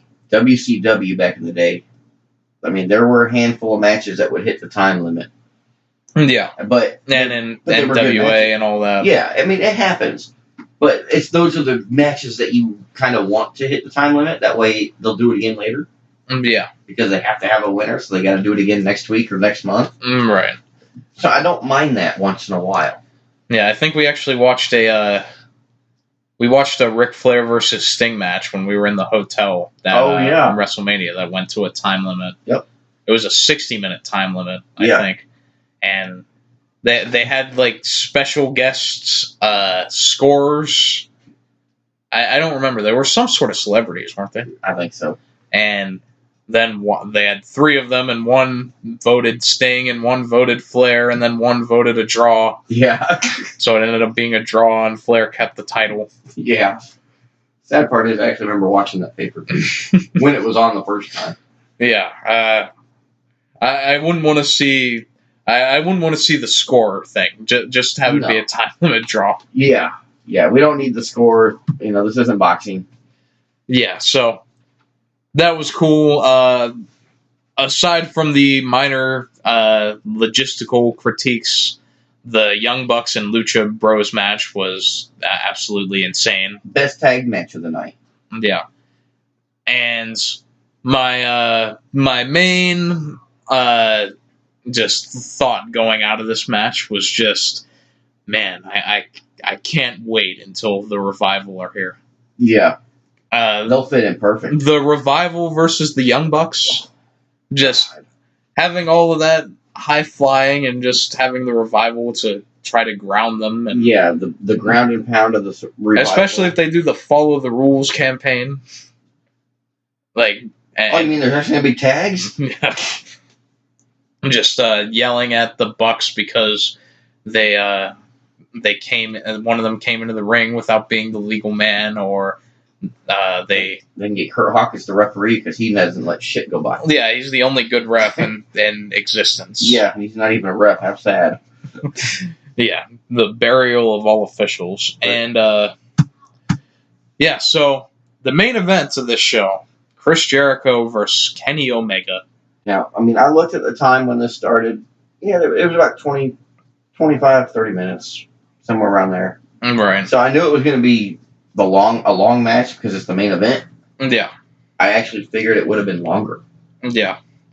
Well, when they said the 60-minute time limit, because I picked up on that when they announced it, I was like, oh, it's 60 minutes instead of 30 minutes. Yeah. So surely they're going to go like 45 minutes. That's what I was thinking, 40, 45 minutes. Yeah, but because I'm sure their pay-per-view time slot was 4 hours, and they still had 13 minutes left. Yes.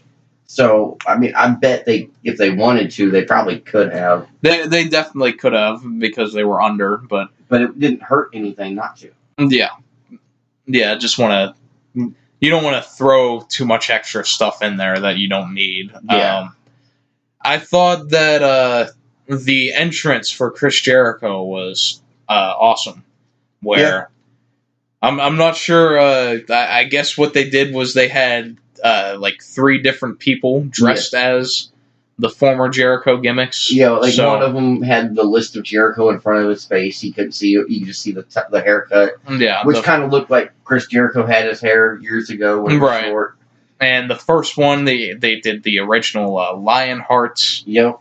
And then the lights go out and the sparkle jacket comes in. What I call the Y2J entrance. Yeah. I think that's when it started, was when he did the jacket. Right. Y2J. You mean the thing where he turns around and... Yeah. I think he was... No, he did that before the jacket. Did he? Yeah, he did that when he first came in. Well, because in WCW, he didn't do that. When he came to WWF, I think was probably when he started doing that. Because they called him Y2J right away. Oh, okay. Because that was the whole thing with Y2K and Y2J. Because that was right there at the end of the 90s. Yeah, and then he interrupted The Rock on his first night and did the whole promo with him. Yeah. Iconic moments. Yeah. But it was just weird. I thought maybe that was, when he started doing the turnaround was when he got the jacket. Yeah, I think he just added that into what he already did. Oh, okay. Yeah, and then after that, you get Fozzy, Judas, and now we get Pat's Chris Jericho. Whatever you want to call the current iteration of Chris Jericho. I would call him... I'm just going to call him Jericho. I would call him No Fucks Given Jericho. And they did this. Kenny came out, and I didn't care for his music. Yeah, I didn't care for his entrance. No, there wasn't much to it. I know it's just his hair. Yeah, the gray hair. I don't know if it's dyed that way. I'm sure it is. It's a big craze going around right now. Is it? Yeah, it's the gray hair coloring. I don't know why you would want gray hair in your 30s. I've got gray hair that's not colored. I don't want it. It's not? No, I did not color it. So, yeah. How about the product placements here? Which one? What do you mean, which one? I don't know what you're talking about. Right at the beginning, before the match starts, there's a Cracker Barrel. The big Cracker Barrel in the ring. What was the point of that? Was it sponsored by Cracker Barrel? I know that they've talked about that when they did the All In show, that Cracker Barrel catered for them. Okay. So I guess that they're like a partnership. Okay, because I heard them mention it, Cracker Barrel, and then I saw the Cracker Barrel barrel. Yeah. And this was absolutely hilarious to me because What, the ref? the ref puts this Cracker Barrel down and he tries to roll it under the bottom rope. And as he's trying to do this, one of the guys on the outside even tries to help him. He's trying to lift the top rope up enough so that the bottom rope up. Yeah, the bottom rope up far enough so that this giant Cracker Barrel can fit underneath the bottom rope. Now, my first instinct was, how come one of these wrestlers don't pick it up and throw it over? So Chris Jericho comes over and he has this aura that just like this sense that he's just like thinking, how fucking stupid are you guys? Yeah, that's exactly what you thought too. And he gently picks up this barrel and he puts it between the bottom and middle rope and pushes it out. And then he just gives this referee like a death stare. Did he say something to him? Like, are you serious or something like that? I think he did. I don't know what he said. I could have sworn he said something to him though. Yeah. Because that ref just had this look on his face like, oh, fuck. Are you kidding me? Oh, why didn't I think of that? Yeah, exactly. It was one of those moments like, was that planned? If he was in WWE, he would have called him a stupid idiot and put him on the list. Yeah. But now, was that planned? And he would have called him unnamed referee. But you just made the list. Was it planned to do I think this whole thing was planned. You think so? Well, the sponsorship was definitely planned. No, as far as getting the barrel out. I mean, maybe that was an ad-lib moment. I mean, I could see possibly, but at the same time, I could see the ref being that stupid. Yeah. Because they don't usually have the muscle to pick something up, so why would they even think about it? Either way, it was hilarious. It was good. For such a small moment that made me laugh so much. Yeah. I don't have a whole lot of notes on this match. Yeah, this match was a lot of strike exchanges. A lot of good stuff, but nothing noteworthy. Yeah, Omega got his nose busted open fairly quickly into the match. Yeah. And it didn't bleed very much, though. No. It dried up pretty quick. It wasn't like a spot or anything. It was just a punch to the face. Just bad placement. Yeah, he slapped his face instead of his hand. That was another thing that Jericho, all the post-show interviews that they did, Jericho was asked what spot was it that busted Omega open, and he was just like, it wasn't a spot. I punched him in the fucking face. Nice. And so that was that. Other than that, code breaker from the top rope. Yeah, there was. And that was followed by a kick out. There was a back body drop through a table that Omega went through. There was the one cool spot. Jericho throws Omega over the barricade and he grabs a camera.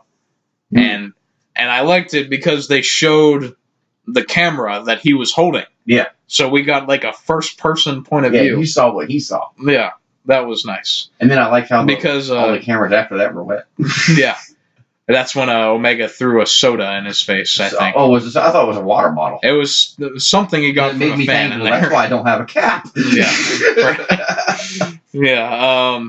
It made me think of in New Japan, though, Jericho did like a similar thing where he grabbed the camera and he just flipped off the camera like he's holding it and holds his middle finger right to it. So Jericho's infatuation with cameramen continue. But I thought it was cool. Yeah, that was a cool spot. Other than that, we get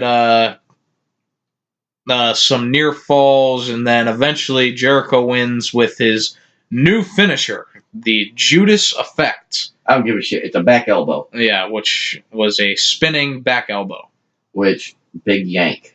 That's going to be my biggest critique of this whole night is his finishing move.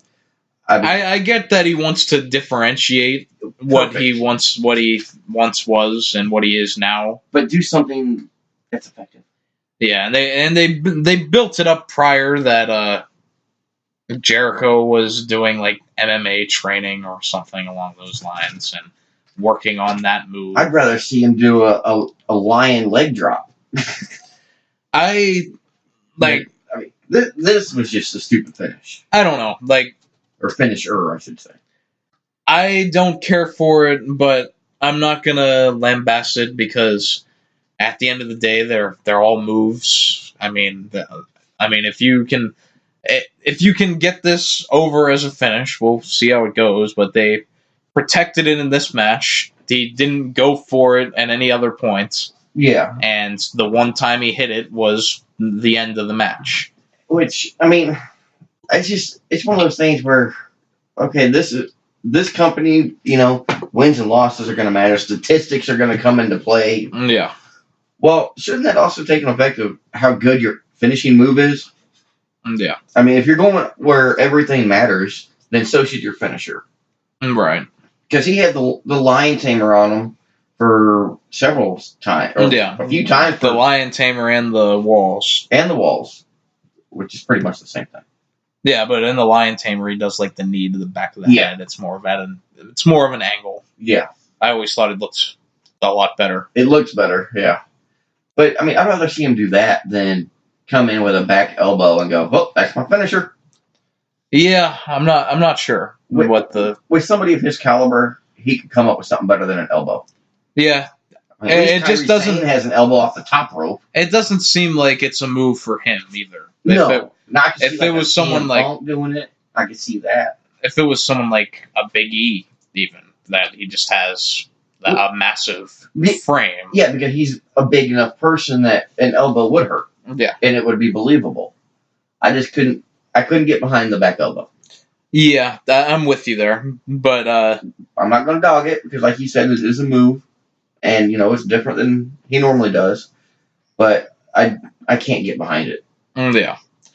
And that's another thing is that like the crowd didn't really react to it as they would with a different finisher. Like I don't think they knew it was supposed to be a finisher. Yeah, that's the point is that it just kind of caught him off guard. I mean, there was no setup to it really. It was just a spin around back elbow, and yeah, it's like great. I think I saw that on 2 other matches tonight. Yeah, but yet it didn't stop the match. Yeah. Either way, Omega sold this like he was shot and got down for. I don't know. How do you feel about the way that like selling is so different today compared to at a different time that like I'm traditionally like when I see a move like that, I want to like Omega to hit the deck immediately, just like flat back, go down. But the new way of selling some of these things is just like you're out on your feet for a second and then you cave in, so to speak. Or like the DDTs where you stand on top of your head and flip over. Yeah, you can oversell and make it look bad. Yeah, do you think this crossed that, or was this? I'm not going to say it crossed it. I will say, I mean, just in my opinion, that it rubbed the line. Yeah, because it walked the line of yes, it should happen, or no, it shouldn't. I feel like if you want me to believe that the elbow is knocking you out, then it should be enough force to immediately knock you down. And even if you don't do a flat back bump, if you just like fall to your knees right away and fall over. But if it's an elbow, you're gonna fall backwards. Yeah. And if it's supposed to knock you out, you're not gonna sit there and stagger. You're just gonna fall. Yeah. And I mean, I see your point. I mean that. Yeah, that's about as nitpicking as we can get here. But being that this is a new company and it's all about the wrestling, then selling is part of that wrestling. Yeah. And it needs to be. They can't do the over the top selling like in WWE. It works for WWE. That's what they do. Yeah.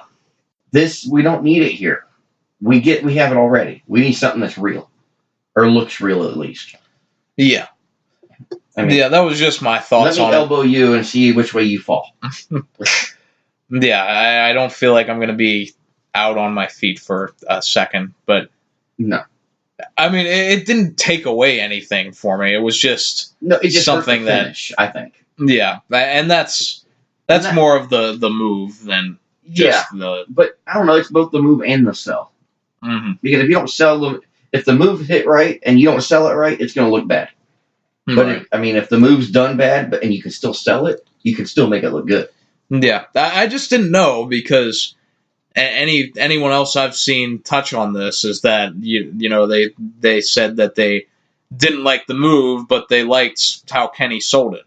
And see, I didn't. He oversold it, and there was a lot of overselling throughout the matches for some of them. Yeah, and it's part of just what it is now. I think is just because the bigger the better. Yeah, I think a lot of people enjoy that sort of overselling Dolph Ziggler sort of style. Which, when it was just like Dolph Ziggler doing it, for the most part, I thought it was great.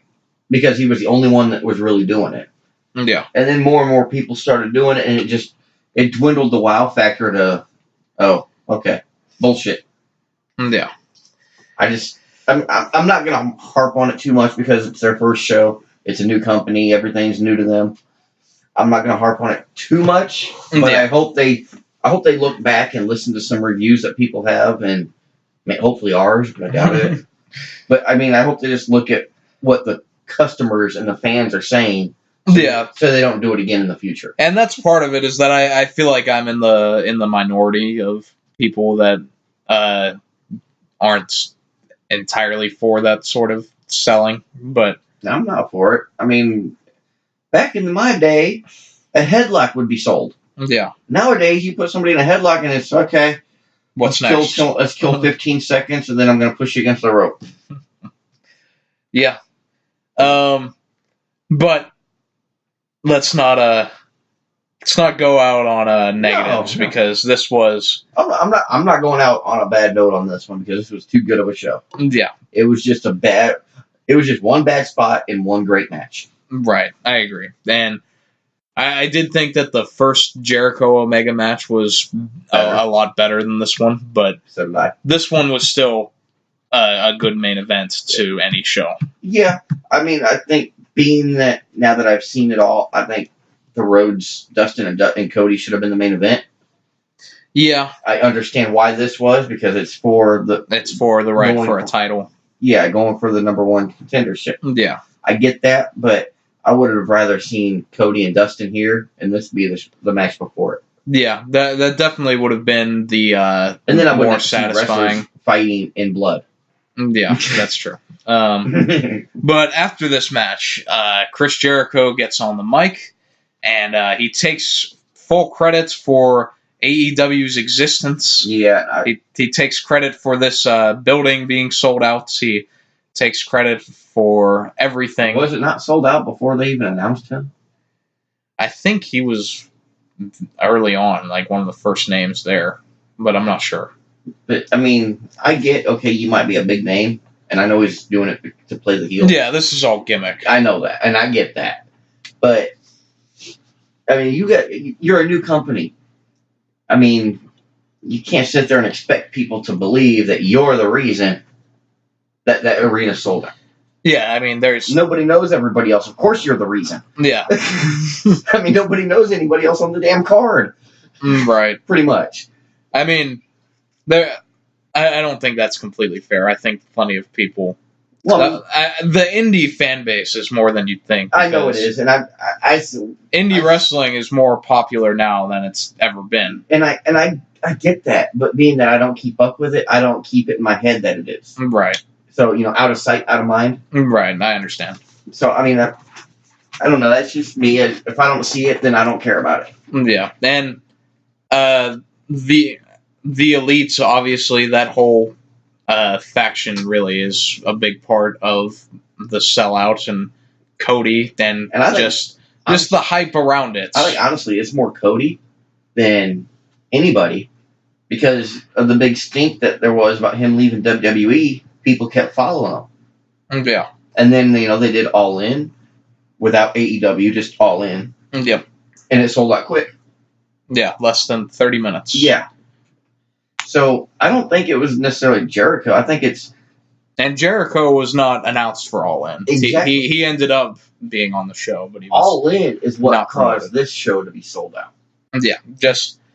the all-around hype train, I would say. The hype train, and people that saw All In or, clips of it on YouTube or whatever, Yeah. they were able to get behind what Cody was doing. And Cody's done a lot of interviews over the past several months. And the use of social media and the way all of those guys have taken advantage of that and just being able to create such a following for themselves. Yeah. It's definitely a big thing there. I mean, yeah, they have money behind them. They've got a money backer. Yes. That's fine. But money can't buy knowledge. Yeah. I mean, you can buy a book and read it, but it's not. I mean, you can't buy that knowledge. And that's part of it too. Is that they, with the money that they have backing them, they could have had a lot of advertisement for the show to help it sell out, but it sold out so quick that they didn't need it. I mean, they could have brought in big, well-known stars that would show up, but they didn't. Yeah, and I to the point, big names like I'm not gonna say specifically like Goldberg, but people that are known but not still wrestling. Well, that's okay. Well, what I was gonna say though is that they could have they couldn't have when it first went on sale, but at some point they could have said that they could have advertised Jon Moxley to be there. Yeah. But they didn't have to. Well, I think everybody knew once it was said that he was leaving back in January. Yeah, it was. I think it was pretty much a given that he was going to AEW. Yeah, it was definitely the hope. Yeah. And to me, it was a given. I mean, obviously, I didn't know for sure. Yeah. It was just the only thing that made sense, being that he's married. He's not going to go overseas and leave Renee here. Well, I wouldn't think. Well, he's actually going to do the New Japan match, or he's going to be at an NJPW show. Well, I meant like full time. Full time, going to work for the New Japan promotion in Japan. Yeah, and he's not going to go to Impact. No. I mean, the money wouldn't be good enough at Impact. Yeah, I don't think they'd be able to give him enough. I think it's that they have money to spend. It's just more that it's not the stage that. Because obviously with Dean or John, it obviously wasn't about the money. Oh, no, because WWE gave him a multi-million-dollar deal. Yeah, they offered him boatloads of money. Yeah, I mean, millions. And he turned it down. Yeah. So that tells me that it's not the money, it's the product that they're making him do. Yeah. And now, obviously, Jericho and Omega, great match, and it's over. And so as Jericho is doing this promo, I liked the way they did it because I think you said you didn't like it, but I liked the simplicity of this debut because they didn't air a video package, the lights didn't go out, it was just, here comes Jon Moxley through the crowd, and slowly you could hear it. And you could see the heads start to turn. Yeah. Like, gradually, everyone began to see that he was there. And then they put him on the Tron. Mm-hmm. And that's when everyone knew. But, now, if you go back to WCW, say, 22, 23 years ago, around 96, back when Scott Hall came into WCW, right? It was not announced, it was not advertised, and it came in the same damn way. Through the crowd? Through the crowd. Yeah. Exact same way. I didn't think of that. And I only know that because I just happened to see that. That's pretty symbolic. The only reason I noticed it is because I just happened to see it on Facebook. WWE posts, on this day, so many years ago, this happened, and I saw the video. And it was. And that was a big turning point for the Monday Night Wars was when Hall and Nash ended up jumping ship, was it not? That was pretty much the start of it. Right. Because that's when WCW officially had, I'm not going to say the biggest people, but they were the first popular headline sort of names. And the way they came in helped. Yeah, because no one knew. Exactly. And that led to a fake Diesel and Razor. Yeah. On WWE. It's just, I thought it was kind of funny. They introduced Moxley the same way WCW introduced. You wonder if that's intentional. I don't think so. I don't think it is at all. I think it's coincidence. And I normally don't believe in coincidence. But I don't even know if Cody was alive or paying attention in 90s. I know he was alive, but I don't know if he was paying attention to wrestling. Well, he would have been. He would have pretty been young around there. He would have been about 8 to 10 years old when that happened. Yeah, so he probably was a fan at that point. He might have been a fan, but I don't see him remembering to use that entrance. Well, where would Dusty have been at that point? Was he? I think he was still in WCW. Yeah, I think so. Yeah, so, and even then, I mean, even if he didn't know about it at the time, I'm sure he does now. Well, it makes me wonder, you didn't know, and you're a guru when it comes to wrestling. Yeah. You recall crap that I've seen personally and don't remember. So I don't know, it's just one of those things. It's like, well, wait a minute. I just saw that video today.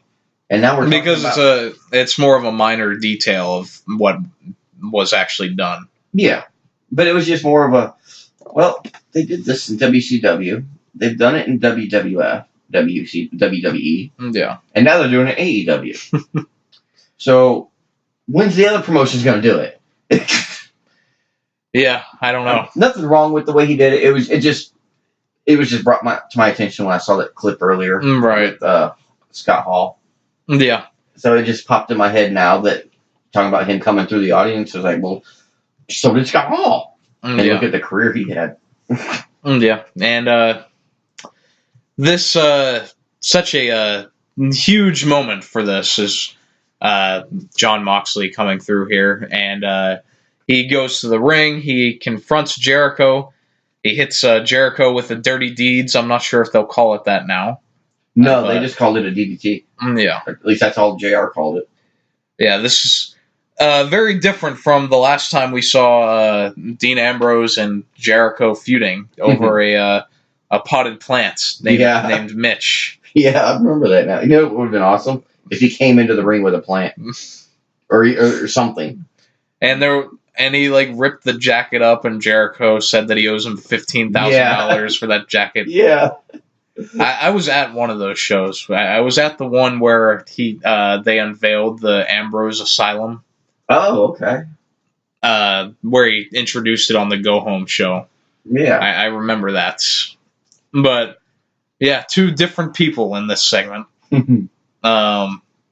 So after that, the ref tries to tell Moxley off, and Mox just says, well, I'm going to hit you with one, too. Yeah. Just lays out the referee. Now, it makes me wonder, is he going to get fined?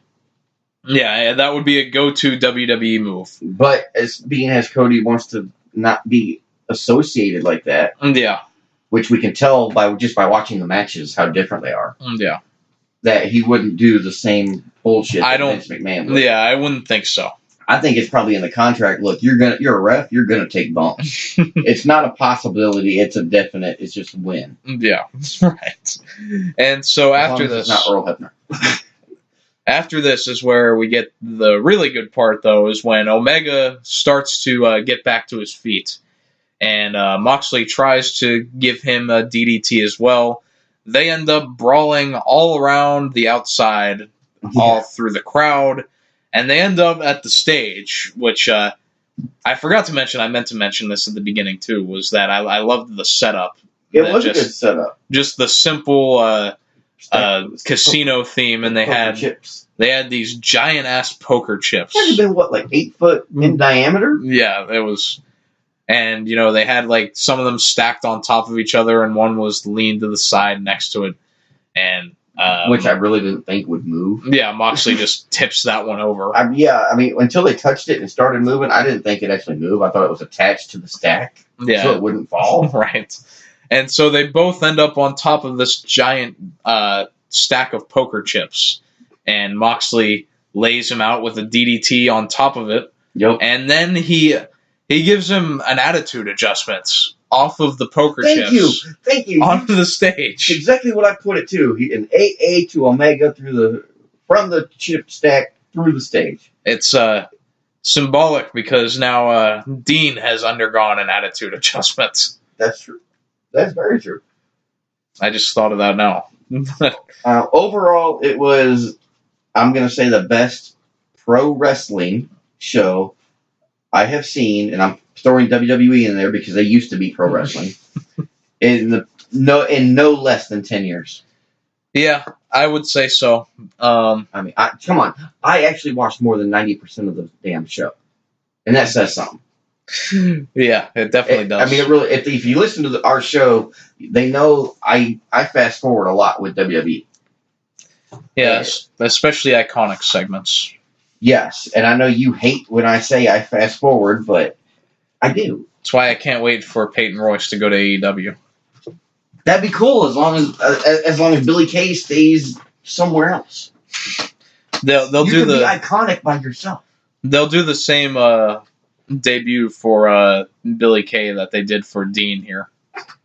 No, because what they need to do is the iconic Peyton Royce. Yeah. So much fun this show was. Letter grade.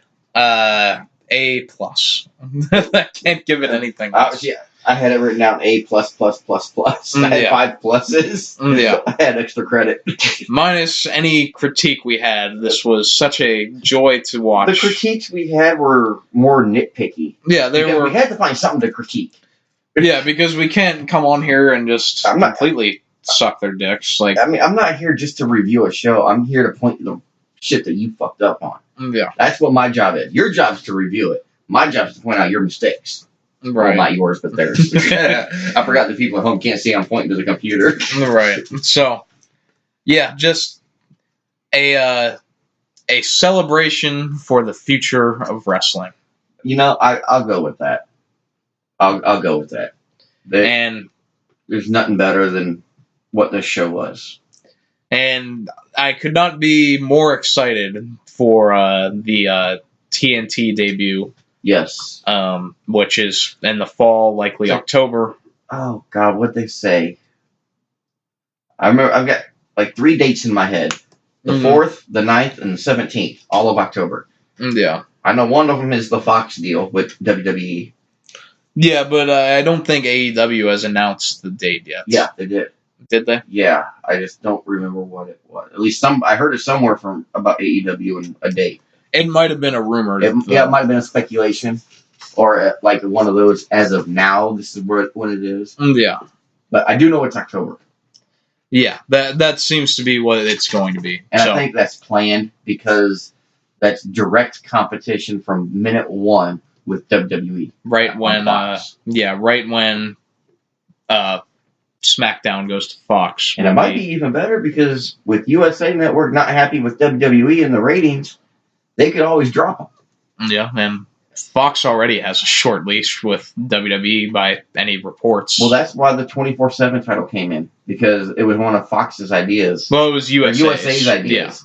Yeah. But it was the best one of all the ideas they sent them, is from what I've read on Rumor Roundup and all that. Yeah, it seems like a gimmick they're trying to do to keep people watching in the third hour. Yeah, and honestly, it's not going to work. No. Not long term. No, I wouldn't say so. I mean, I'll have fun watching it, and I think it's a cool little gimmick to give people something to do, but it doesn't mean anything. It's a low-card title. Yeah. And it's changed hands, 3 times the day it came out. Yeah. It means nothing from then. Except as like a joke. Right. Which is fine. Let the people have fun. Yeah. I mean, let the wrestlers have fun. Is it just don't women?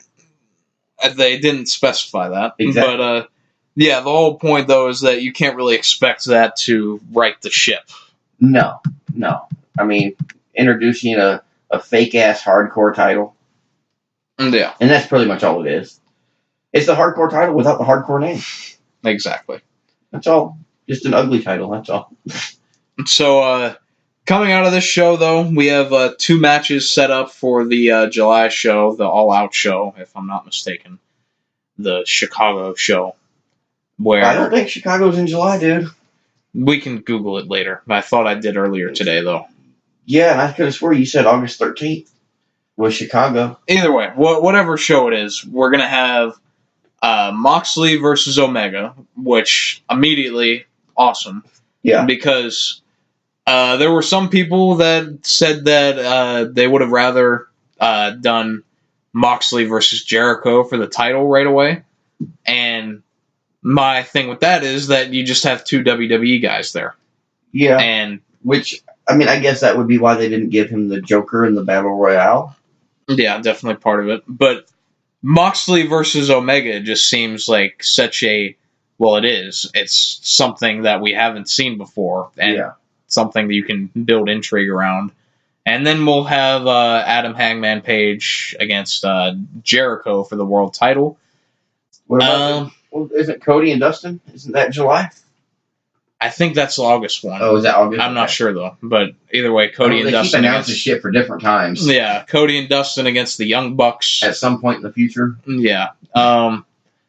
Who do you think will win the title, Hangman or Jericho? I'm gonna say Hangman just because I don't know.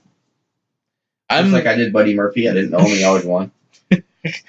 I'm gonna say that I feel like they're gonna put the title on Jericho right away, and then they can build a chase for someone else, whether it be Hangman or Omega or whoever they want to build up. I'm picturing them using this time up until then to build that up for Hangman.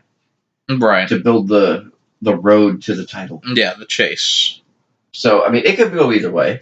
I mean, I could see both ways. I could see why they'd give it to Jericho to start, just to get a well-known champion's name. Yeah, I don't think his reign would be incredibly long. You know, maybe the next pay-per-view.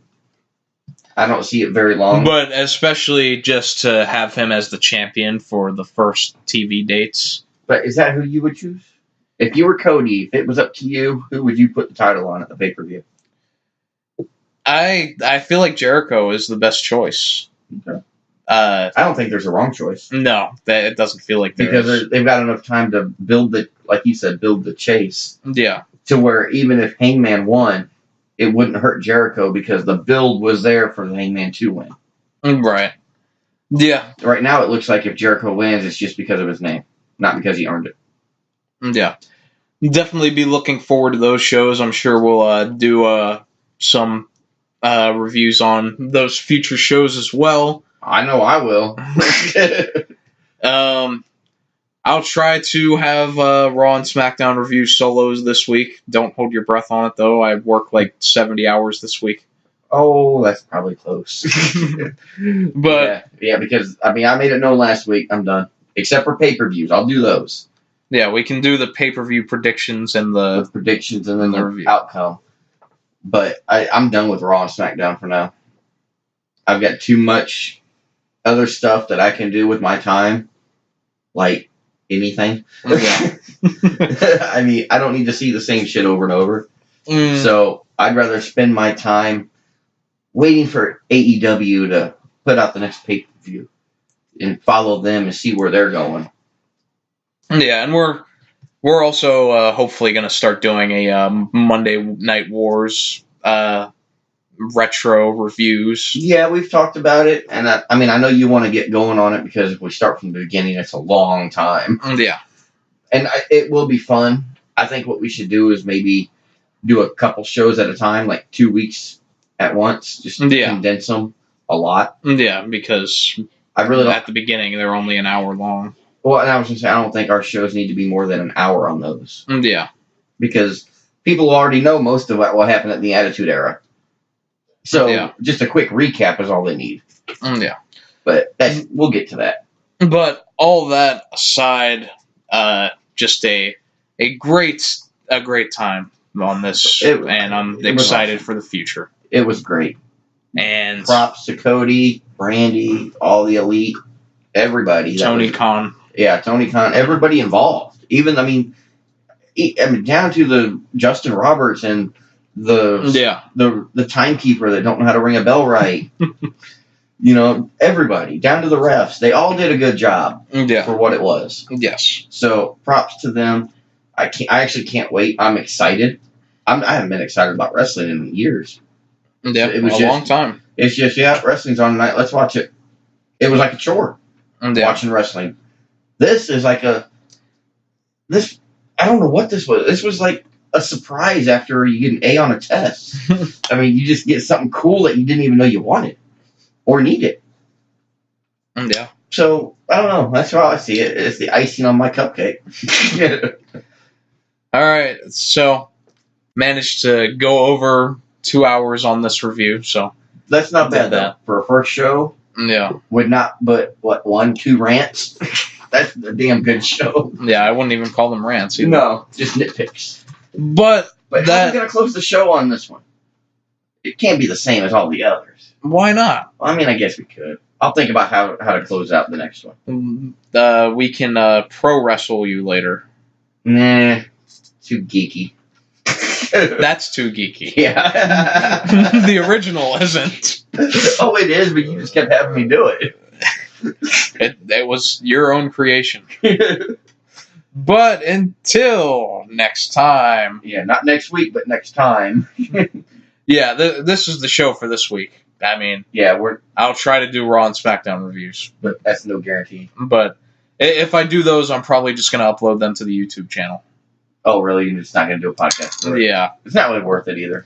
Yeah. When it's just you, it's only like a half hour per show. I think that this should be kept as the podcast, and anything I do will just be the YouTube channel. Okay. Keep them separate and episodic. Yeah. We definitely have to do that. That sounds better. Yeah. We don't need a 45-minute podcast for Raw and SmackDown with just you. All right, sign us off. All right. Until next time, we will wrestle you later.